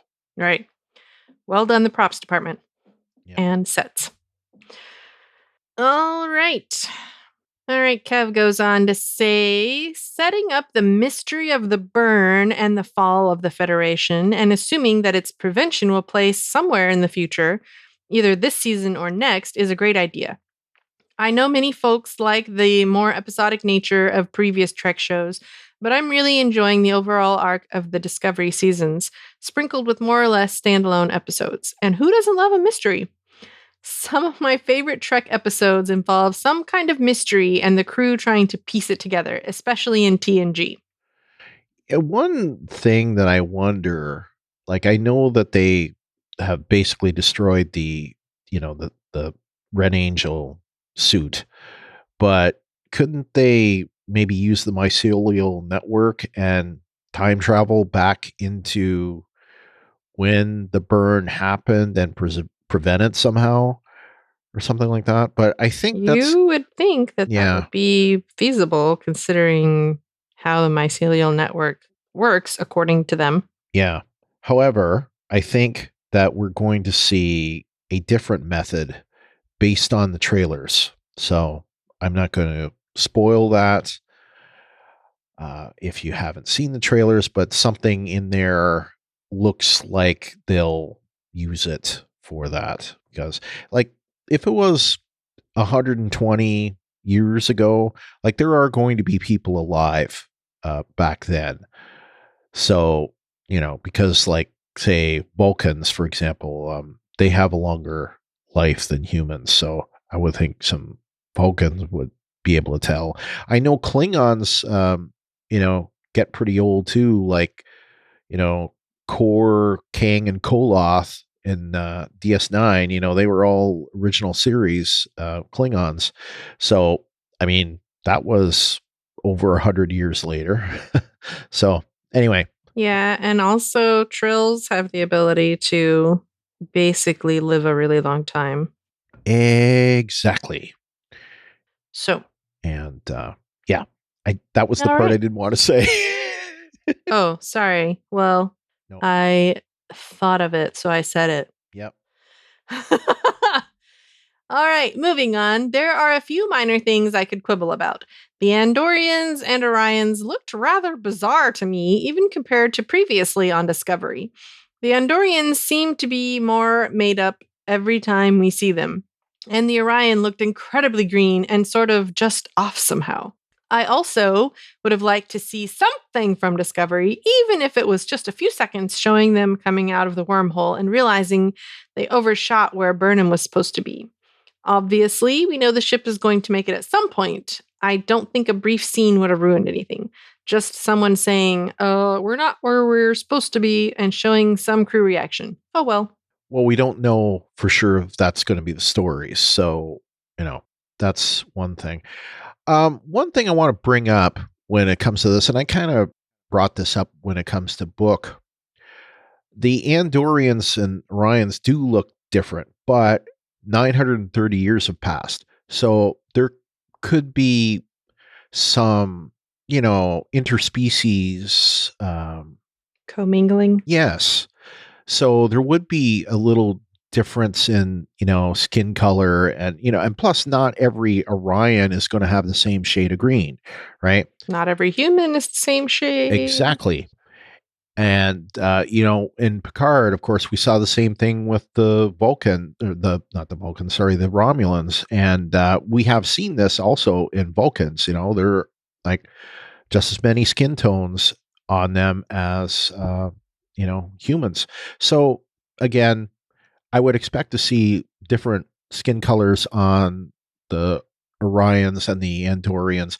But facially, like especially the Andorian, he did look different. He looked a lot more like there were a lot more ridges to his face. But again, this could be the product of commingling. And like I say, I would expect that kind of thing to happen 930 years into the future. Like there's not going to be any pure species probably anymore, especially if they're stranded, right? And it's not so easy to travel between star systems as it was. So anyway, yep. I did notice, like, for example, the Lurian, again, different skin tone. His skin tone seemed to be lighter, and that could be a lighting difference, or some in-season explanation. He looked like a spitting image of Morn to me. Complete with no hair, Facially, which apparently he only lost because of putting I should not say that. Anyway, that's a total spoiler for DS9. I almost blurted it out, but spoilers for Deep Space Nine. Morn usually has hair. Yeah, 27 years in the past. Spoiler. Yeah. Well, there is a rewatch podcast happening right now. So in case people are watching it for the first time, I don't want to spoil anything. Right. But I am going to say it. So fast forward. He only lost his hair because of putting the latinum in his second stomach. So what was that other Morn's excuse? Right. Which he's not a Morn, but I mean, anyway, he looked exactly like Morn to me. At least exactly how I remember Morn looking. So, in fact, I was like, holy crap, is that Morn? It could be. It could be Morn. Oh my gosh. Anyway, who knows? How long do Lurians live? I have no idea. I don't know either.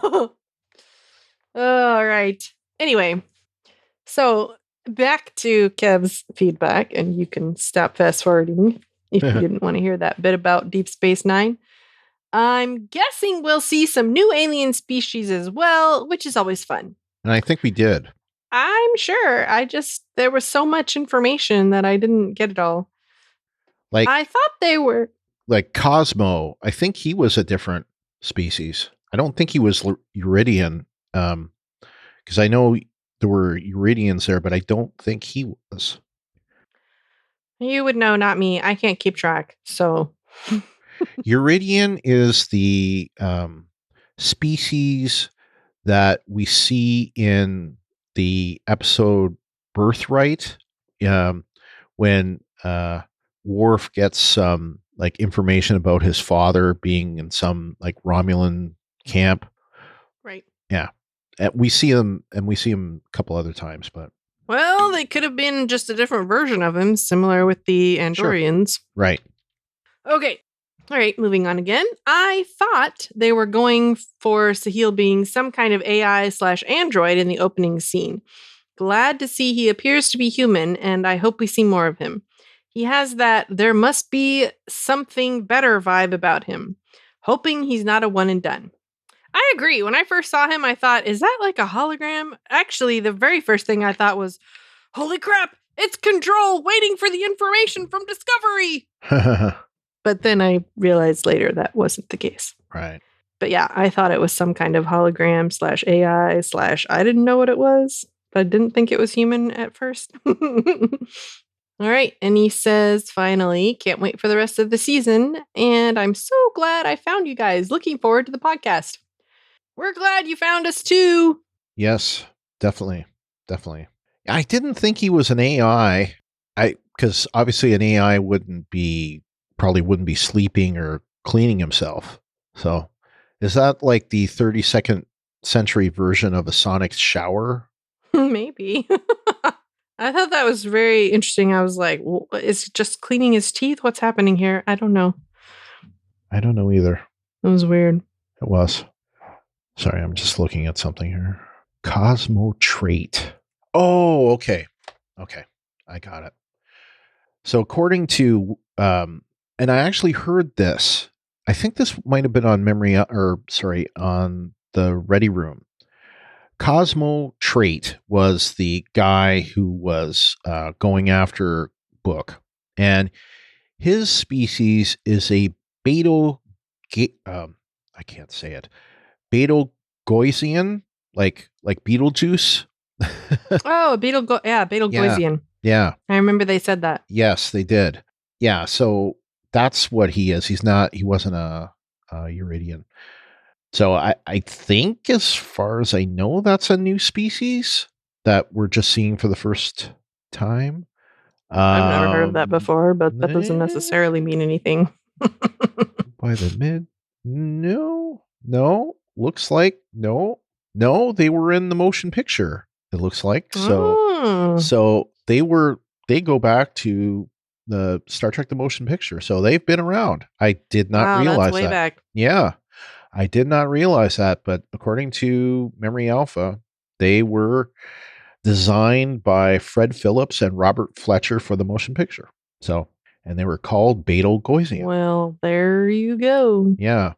And actually we see one in, like, that scene. I'm just looking at it on Memory Alpha.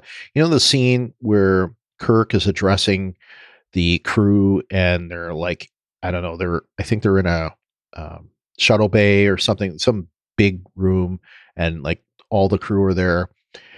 And we see an Enterprise science officer, and it's a Betelgeusean.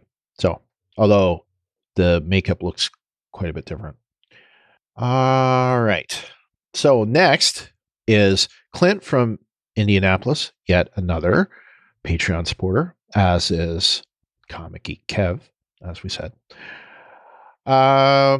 Clint says the season 3 opener is showing why Discovery is on pace to be the best Star Trek series ever. It already has the best first 2 seasons of any series, and season 3 looks to be the best of the series. I love the storyline that the crew of Discovery may be guiding the refounding of Starfleet / the United Federation of Planets. The hope and optimism that Gene Roddenberry envisioned can shine, while conflict that creators and writers love can still exist. Yes, which is fine, because I was disappointed with some things that I saw recently in Star Trek, and I didn't like it. You're talking about Picard, I believe, right? Yes. Yeah. Yeah, and I agree. I mean, there were some things in Picard that I love, but those last 2 episodes really drag things down for me, especially episode 9. That was a stinker to me.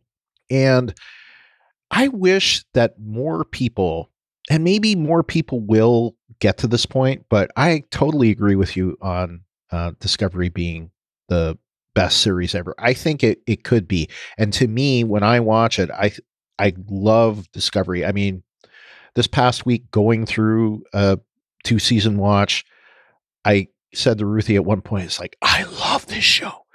Because it had been a while since I was able to do a rewatch. I kept trying to do a rewatch, and then I would get caught up in something, and the rewatch would stop like a few episodes in, and then I ended up like starting over again. But this show by far it was my favorite thing in 2018 and my favorite thing in 2019, and I thoroughly expect it to be my favorite in 2020. And let's face it, we need a favorite in 2020 because 2020 has sucked. Clint continues. He says, any predictions on where Star Trek Discovery will rank in next week's Parrot Analytics? I'll say top 3 with a very good chance at the number 1 spot for digital originals. I don't think so. I know that in the past, Star Trek Discovery was number 1, like in season 1. And unfortunately, I think a lot of that, like the way that the parrots work, is it will talk about negatives just as much as positives. And I think that's part of the reason why it was way up there. And as such, also the Parrot Analytics numbers since then have gone up, like just, all the, was it the rising tide raises all the boats or whatever that saying is. Rising tide floats all boats. Yes. The overall, the digital or the average demand expressions that Parrot measures, those numbers have all gone up from where they were when Discovery Season 1 came out. So I expect that it will be on there. I don't know if in first week it will be, because there's a little bit of a 1 week lag on Parrots. So it'll be there in the top 10. I don't think it'll be in the top 3. And then a lot of that has to do with the fact that it's on CBS All Access, which is still kind of a second tier subscription network, and it's not like The Mandalorian. I hate to say, like, Disney will get Mandalorian numbers, which are going to be high, even though that isn't considered like a first tier either. So anyway, my point being, I think it'll be top 10. I don't think it'll be top 3, but let's hope. Keep up the great work, guys. Thank you. Thanks. Yep. Also, FYI, I just rewatched the opening credits and there was no hand cannon in it. Thank you. You're welcome. Yeah, I definitely didn't see one. There wasn't one. Good. They went from the redesigned phaser to Book's ship, so. Yeah, and there's a few, unusual things in there that are definitely new for season 3. And I have some notes for that as we get to that part. All right. Next, we have Rick from Cleveland. I enjoyed the fast-paced episode and how it is setting up this strange new future. It was fun and captured my attention from beginning to end. Book was a nice addition and played well off of Burnham. I hope that they do enough with his character to make him more than the reluctant guide to this new future. Side note, I did not send in a lot of feedback for Lower Decks. I did very much enjoy the season, but found that it was not the must-see TV day of drop that Picard and Discovery were. I'd rate that season a solid 9, with the first half mostly character building and the last 3 episodes really hitting its stride. I do look forward to more. I wonder if we can get CBS to go for the Titan series if we push the way we did for Pike. Yes. And spoiler, Ruthie. So I don't think you've seen it yet, but I'll just say, for those of you that haven't seen Lower Decks, it started off good, not great. And I agree with you, Rick. I don't think it was like, appointment TV at first, but those last 3 episodes were amazing. I mean, Kyle gave the last 3 episodes a 10, all 3 of them. And I gave the episode 8 like a 9.5 and the last 2 a 10. They were just so good. And Yeah. So I highly recommend Lower Decks. I mean, like I say, it is a little bit to get used to when you first start it, but by the end, they were so amazing, and not just like telling comedic stories and animated stories. Like they were telling good Star Trek stories. Like that, especially that last episode, that uh, battle, that's in there. That was great. And some great visuals too. Anyway, don't want to spoil it. Just watch it. And it's quick. They're 20, not even 30-minute episodes. So you can like power through it in a day easily. 10 episodes. There you go. All right. So we were just talking, giving the feedback from Rick from Cleveland. Well, now here's Mike from Cleveland. He says, Cleveland in the house. Yep. I really enjoyed this episode. In my opinion, they did an excellent job bringing us up to date on Burnham's situation and the thesis for the season. I find Cleveland Book interesting, and I hope he's here to be more than just Burnham's love interest going forward. I'm really interested in how and why the Federation collapsed. I'm praying the writer's room thought this through and gave us a credible storyline. I would have liked a glimpse of where the Discovery is currently, but feeling episode 2 will be 90% about the crew situation.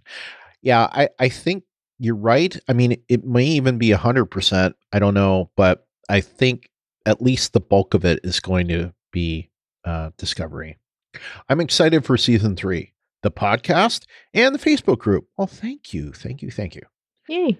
And then here's someone else saying, P.S. Ruthie, I know you weren't too interested in watching a cartoon series, but out of boredom, one day I started watching Lower Decks, and all I'll say is episode 9 was brilliant.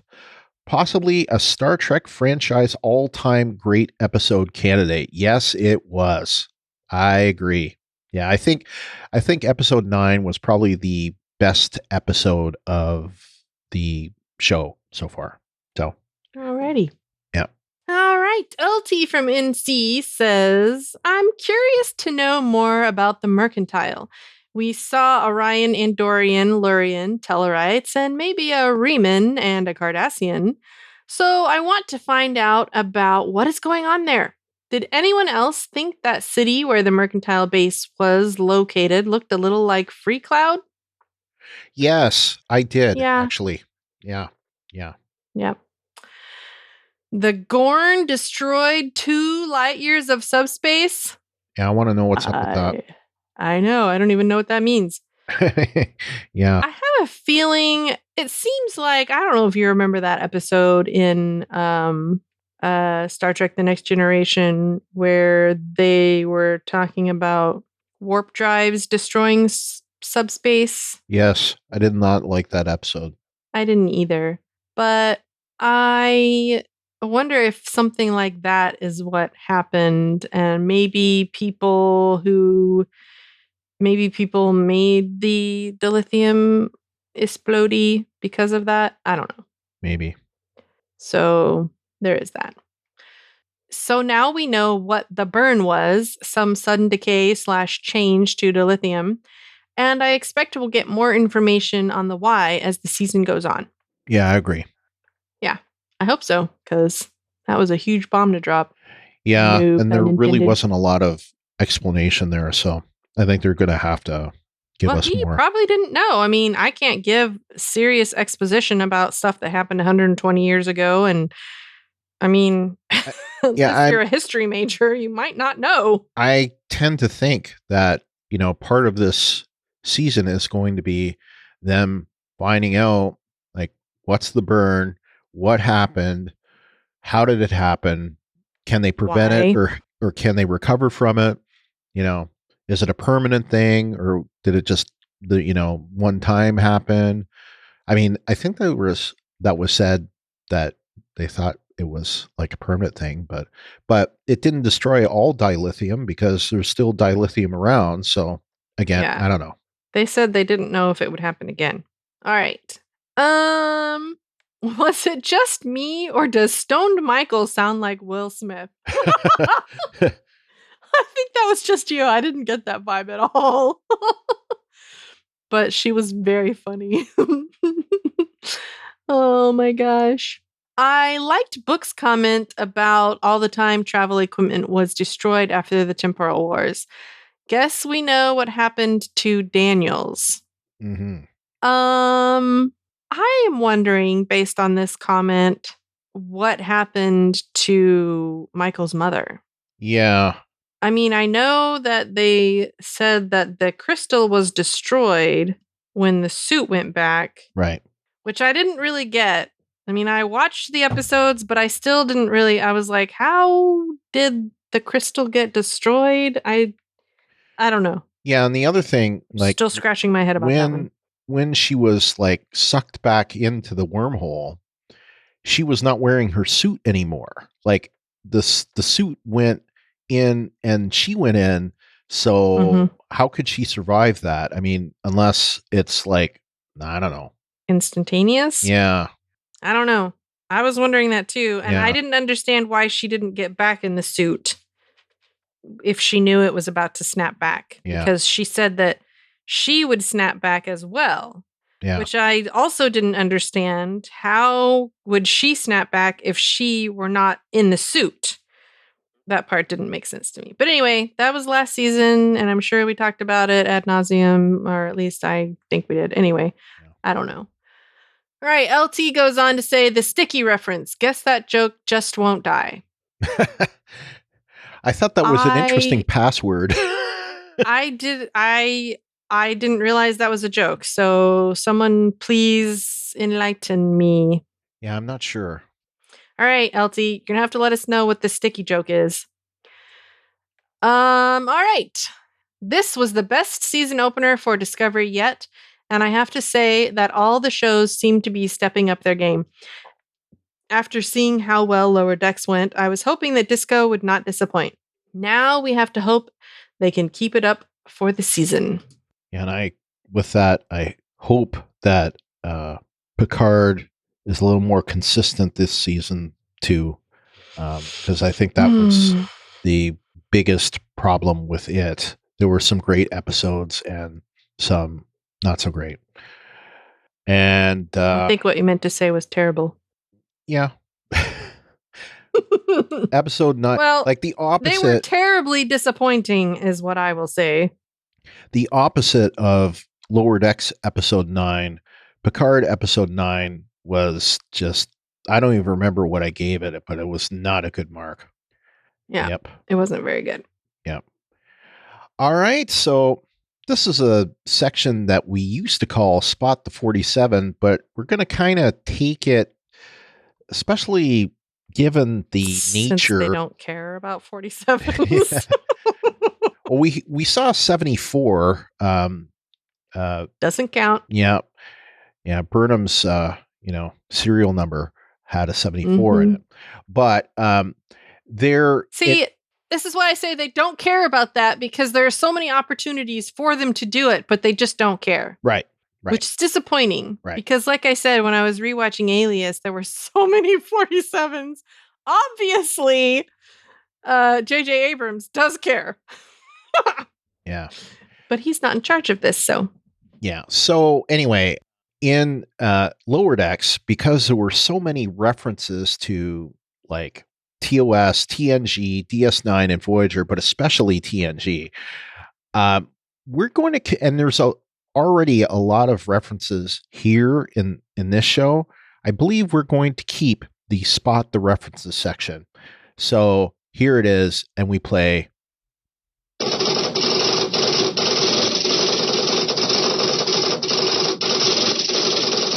Because I couldn't find a better, sound effect for that. And these came up with, of course, using the denofgeek.com. Some of these I found on my own, but I guess Den of Geek gets the, screeners, so they can go over the episode with a fine-tooth comb, and they find these things. So starting off, as Book flies a starship in an attempt to outrun Cosmo, you can see like the wreckage, and we see the wrecked saucer section of what looks like a Starfleet ship, and we see an NCC letters. So that would explain it. And of course, the space-time anomaly that we see is Burnham's wormhole. That, I think that's pretty obvious. She's happy when she hears multiple life signs are detected, because that means her mission was a success, because Control, their whole thing was to wipe out all sentient life. So the fact that life signs were detected, that meant sentient life still existed. So yay. And that's why she said, I saved all the things at one point. Yeah. As the computer tells Burnham the wormhole is closing, she frantically sends an energy signal through the wormhole. And that, of course, is the last of the 7 signals that goes out to Spock that his sister is safe in the 32nd century. So she sends that last signal out to him so that he can see that she's good. The fans have called the, Starfleet badge the Delta Shield, but this is the first time that we've actually heard it on the TV show. So it's now been canonized, I guess. And of course, Michael, she's using some martial arts there. And of course, that is Vulcan Susmana, which we've heard mentioned a few times. The nearest natural wormhole could be the DS9 wormhole, maybe. And then Book also wonders if there is some Benamite lying around. And this is a reference to the Voyager episode Timeless. And that is when the crew tries to build a quantum slipstream drive. So we also hear about tachyon solar sails, which I believe is the thing that Cisco and Jake build, the little solar sail thing. Yeah. That's so what I thought. Yeah. And then he also says, don't get me started on trilithium. That is, of course, a reference to trilithium, which the bad guys were trying to steal off the Enterprise in the TNG episode Starship Mine. That's when it was like Picard meets Die Hard, if you remember. Yeah. And then, of course, there's the references to, the Temporal War, which could be Temporal Cold War. Zahil references Spock because he says, by the laws of temporal mechanics, they could arrive tomorrow or, arrive 1,000 years from now, I think he says. And that, Burnham or says she that. says that, yeah. And that is a reference to City on the Edge of Forever when Spock says something similar.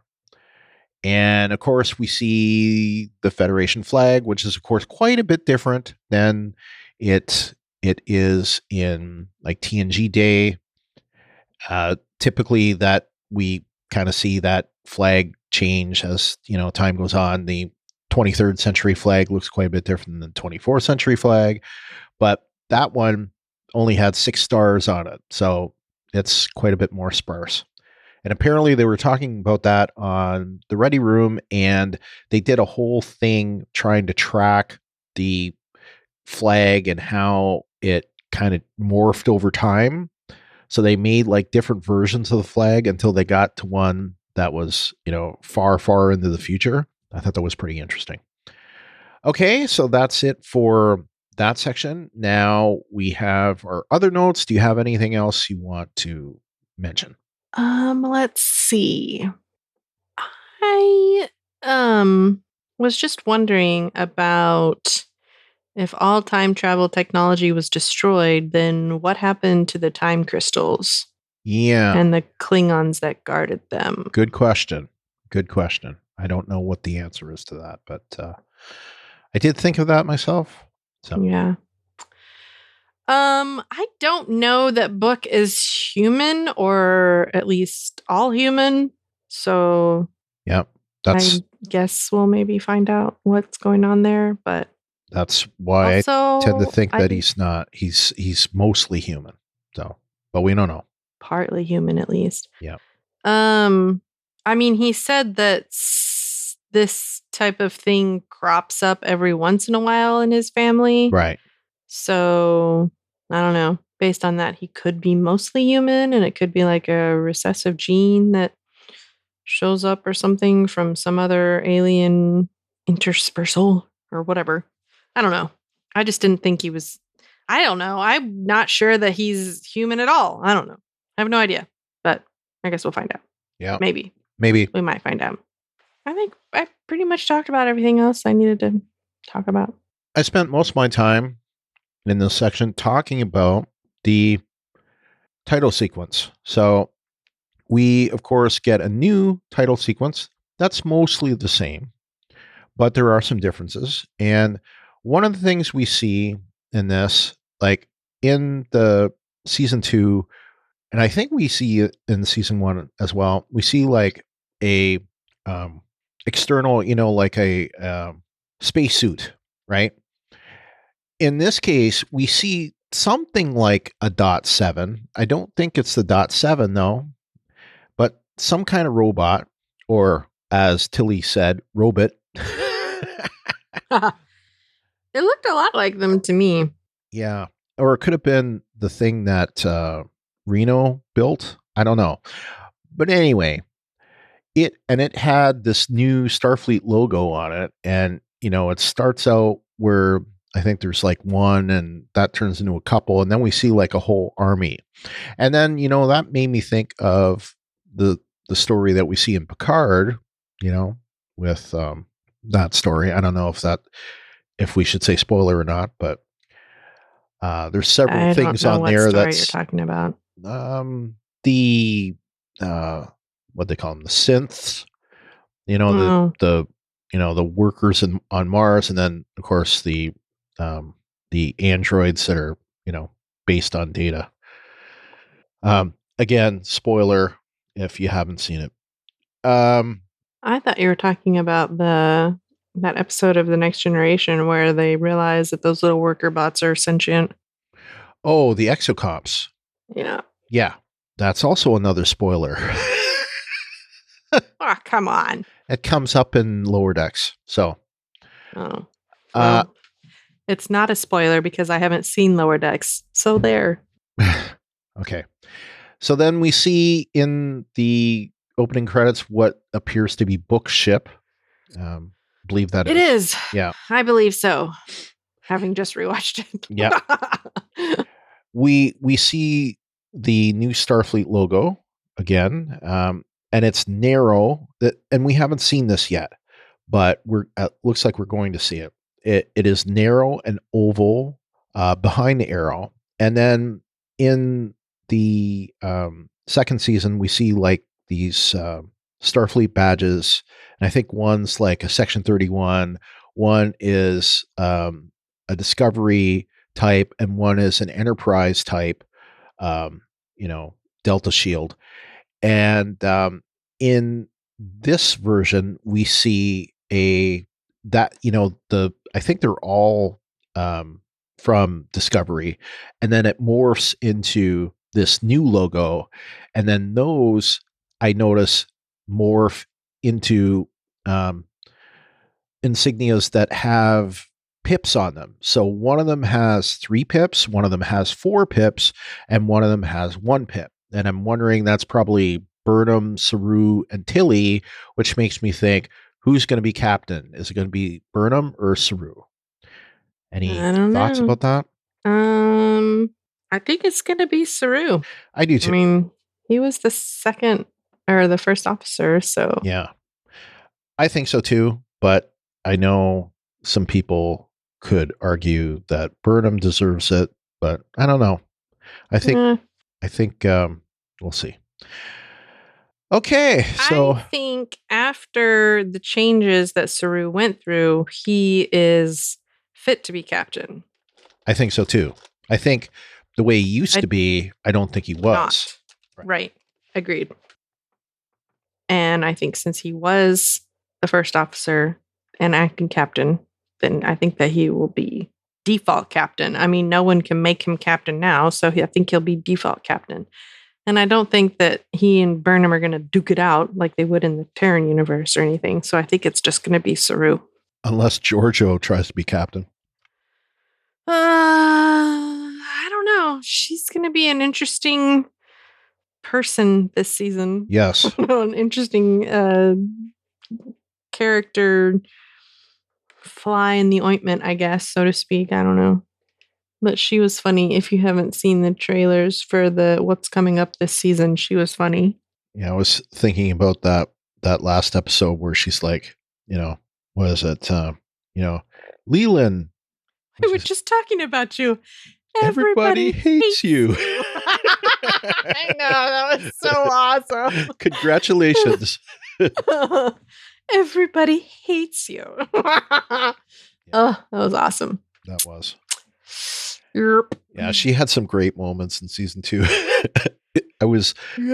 did. The one that I totally forgot about was I think it was in the Red Angel episode where she's in the engineering lab, and she's in talking with Stamets and Tilly and a few other people, and then Cobra comes in, and she gets all close to them both, yeah. and starts the sexual innuendo, and then Stamets, with Stamets, Cobra's like, he's gay, right? Yeah, and then stop being so binary. Yeah. And then, of course, Tilly ends the scene with, "What just happened?" I know. And they were both like, "I don't know." Yep. Oh, yeah. That was a great line. But anyway. Good. I can kind of tell that Michelle Yeoh is having fun playing this version of Giorgio. Yes.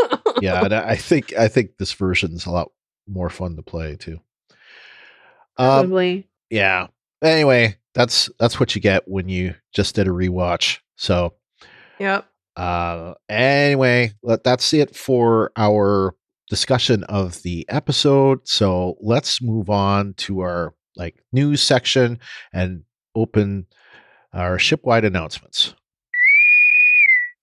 We mentioned that the Ready Room is on, and it will be on for every episode of Star Trek Discovery, which is cool. I mean, we had this for every episode of Picard, but Lower Decks only had it for the first episode, the middle episode, and the finale. So it's good.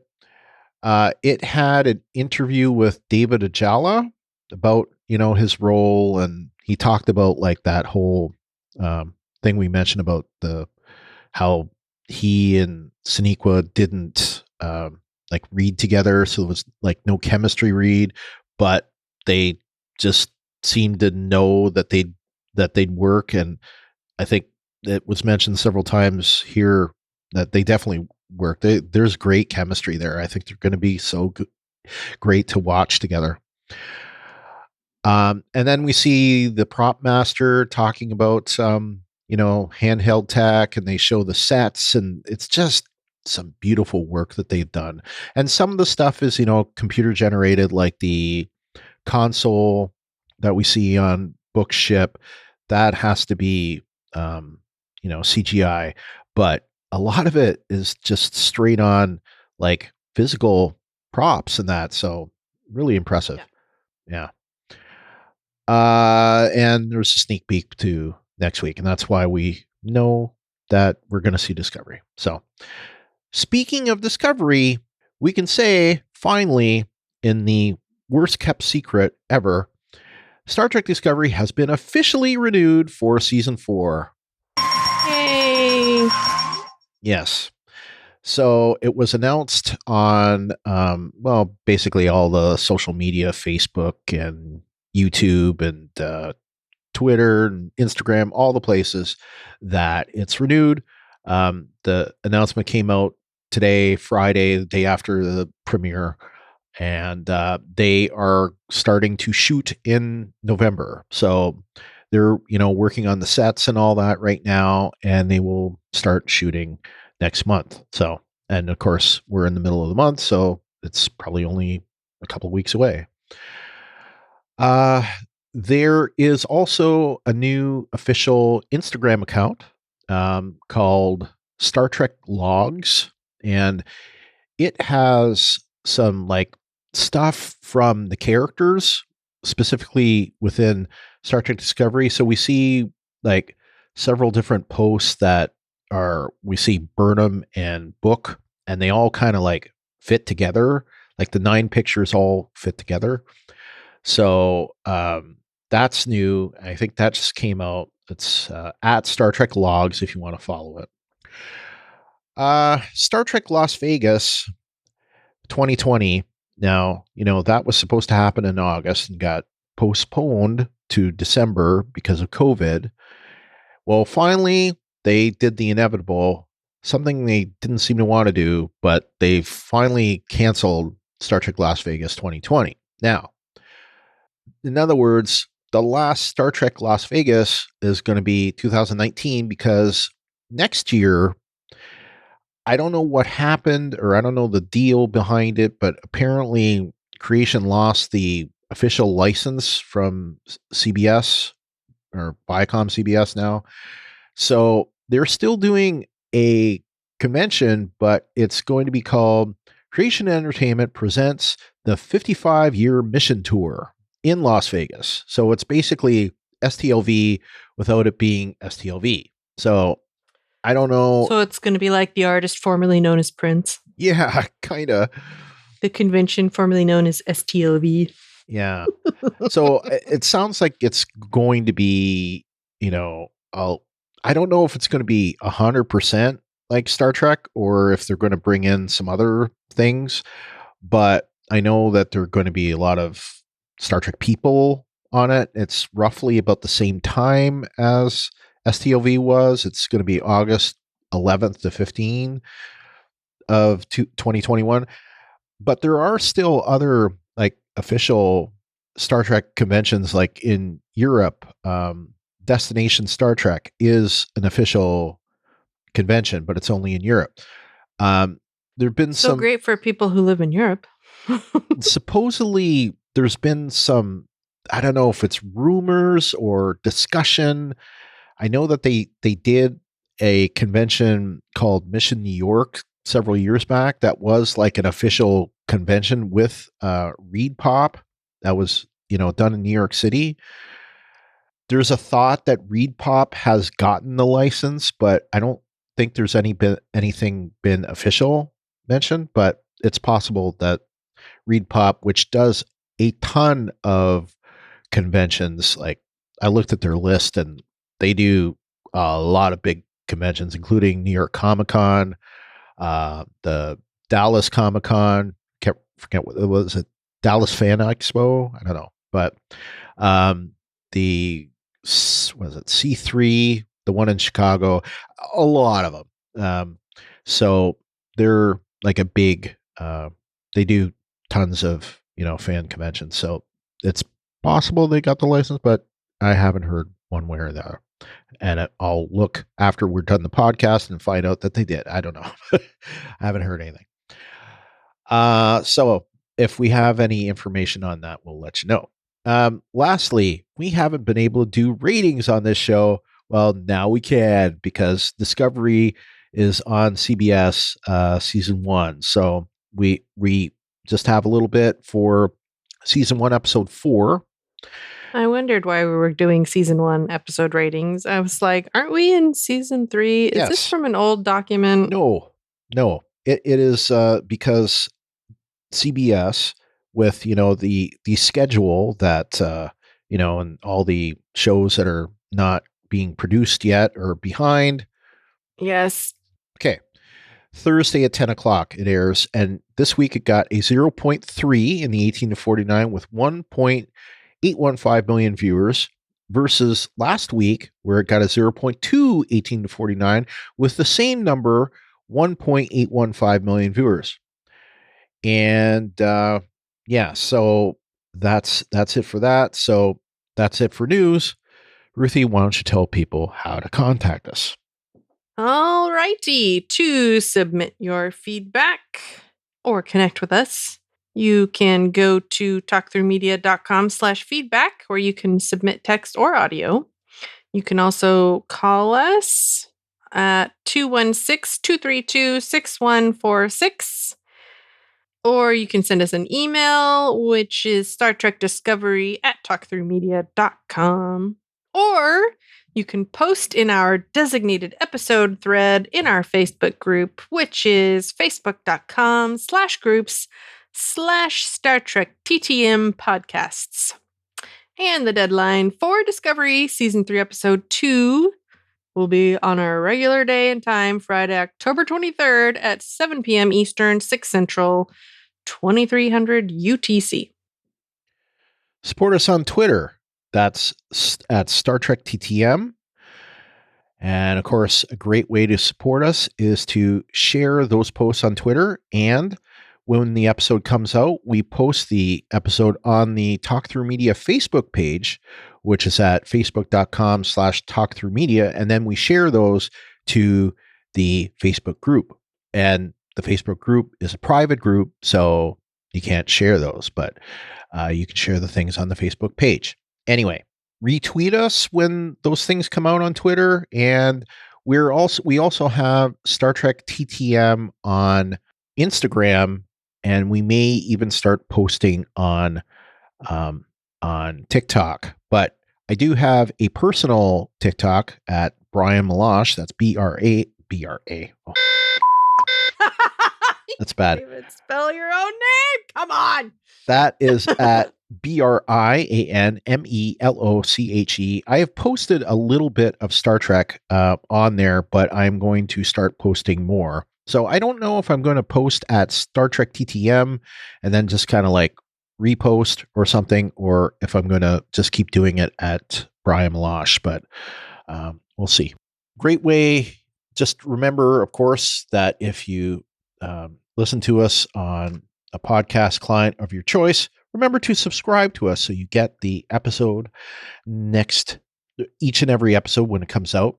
And if you subscribe to us on Apple Podcasts, while you're over there, you can leave us a rating or review. And we got a 5-star review on Stitcher. Yay! Just in the last couple of weeks. And since it was Discovery related, we posted it here. It is from 3 Grown Kids. And the title of it says, "Great background information for each episode. I just recently started listening to this podcast after beginning season 2 of Discovery. I love the background information they provide relating current episodes to episodes of the other series. They always point out things that I missed, and I love that. Keep up the good work." Well, thank you so much. Thanks. Yep. And like I said, that was a review that came on Stitcher. So thank you so much. So Stitcher is one of the ones that you can give us reviews on. And there are several different podcast clients that use a system from podchaser.com. I believe Player FM is one of them, that you can not only give ratings for the podcast, but you can give ratings on the episodes. So that's always cool. Another way you can support us is through our Patreon. And we have had our Patreon going for the last, I'd say, a little over a year.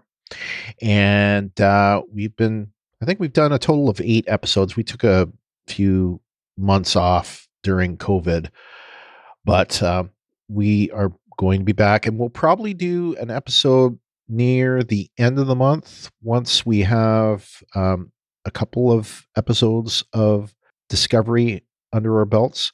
And of course, Lower Decks has just recently finished its first season, so we'll talk about that, and especially that great run of the last few episodes and how good that turned out.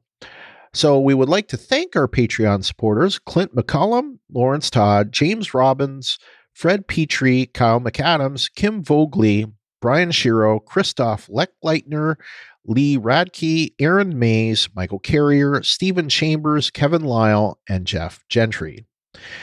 It's also worth mentioning that all of our new episodes are on YouTube, just search for the Talk Through Media channel, and remember to subscribe and click the bell to get notified when we have new videos. The videos are basically our audio, and they go out first before the regular podcast feed does, because that's part of our process. It goes first to YouTube, and then we just get the episode out in a separate way. But if you subscribe on YouTube, you can listen to them first. So, little tip. And this is worth saying, and if you're listening to us, obviously you are either listening to us on the Talk Through Media all-inclusive feed, or most of you will be subscribed to the Star Trek Discovery podcast feed.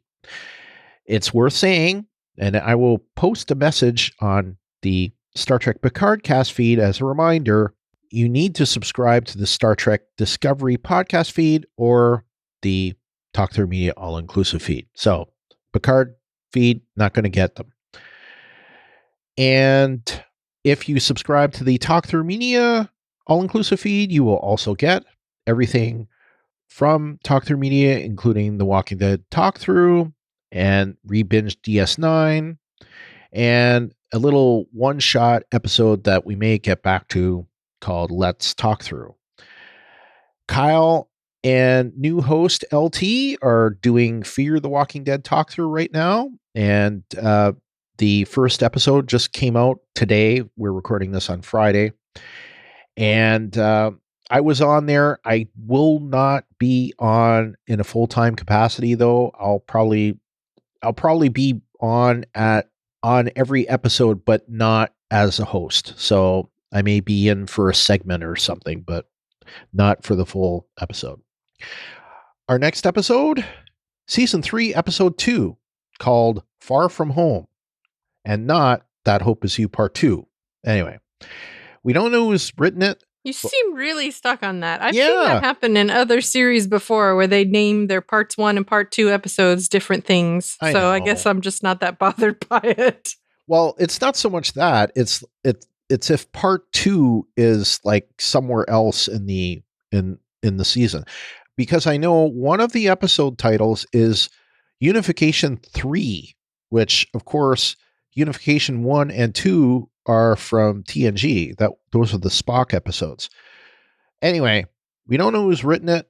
It's directed by Olatunde Osunsanmi again, and we don't have a description. But we did get a preview that was shown on the Ready Room that shows Discovery. So I definitely think we're going to see them. Where they are, though, and when is anyone's guess. So, and bonus, Jet Reno is there. Yeah, exactly. I'm excited. I really hope that she's in all of the episodes that show Discovery, I guess. Obviously, she wasn't in the first episode, but you know what I'm saying. Yep. I hope she's there more. That's what I'm saying. Yeah.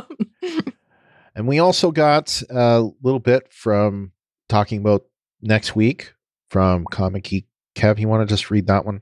Even though it's not read.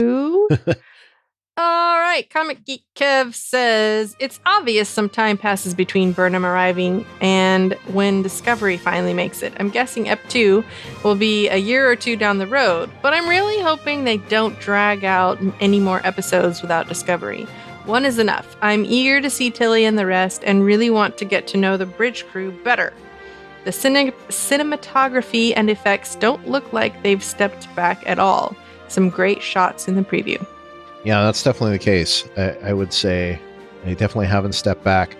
Season 2, all the visuals in Season 2 were fantastic, especially going back and watching it, but I think they're only improving it. Yep. So until next week, I'm Brian. And I'm Ruthie. Peace and long life. Live long and prosper.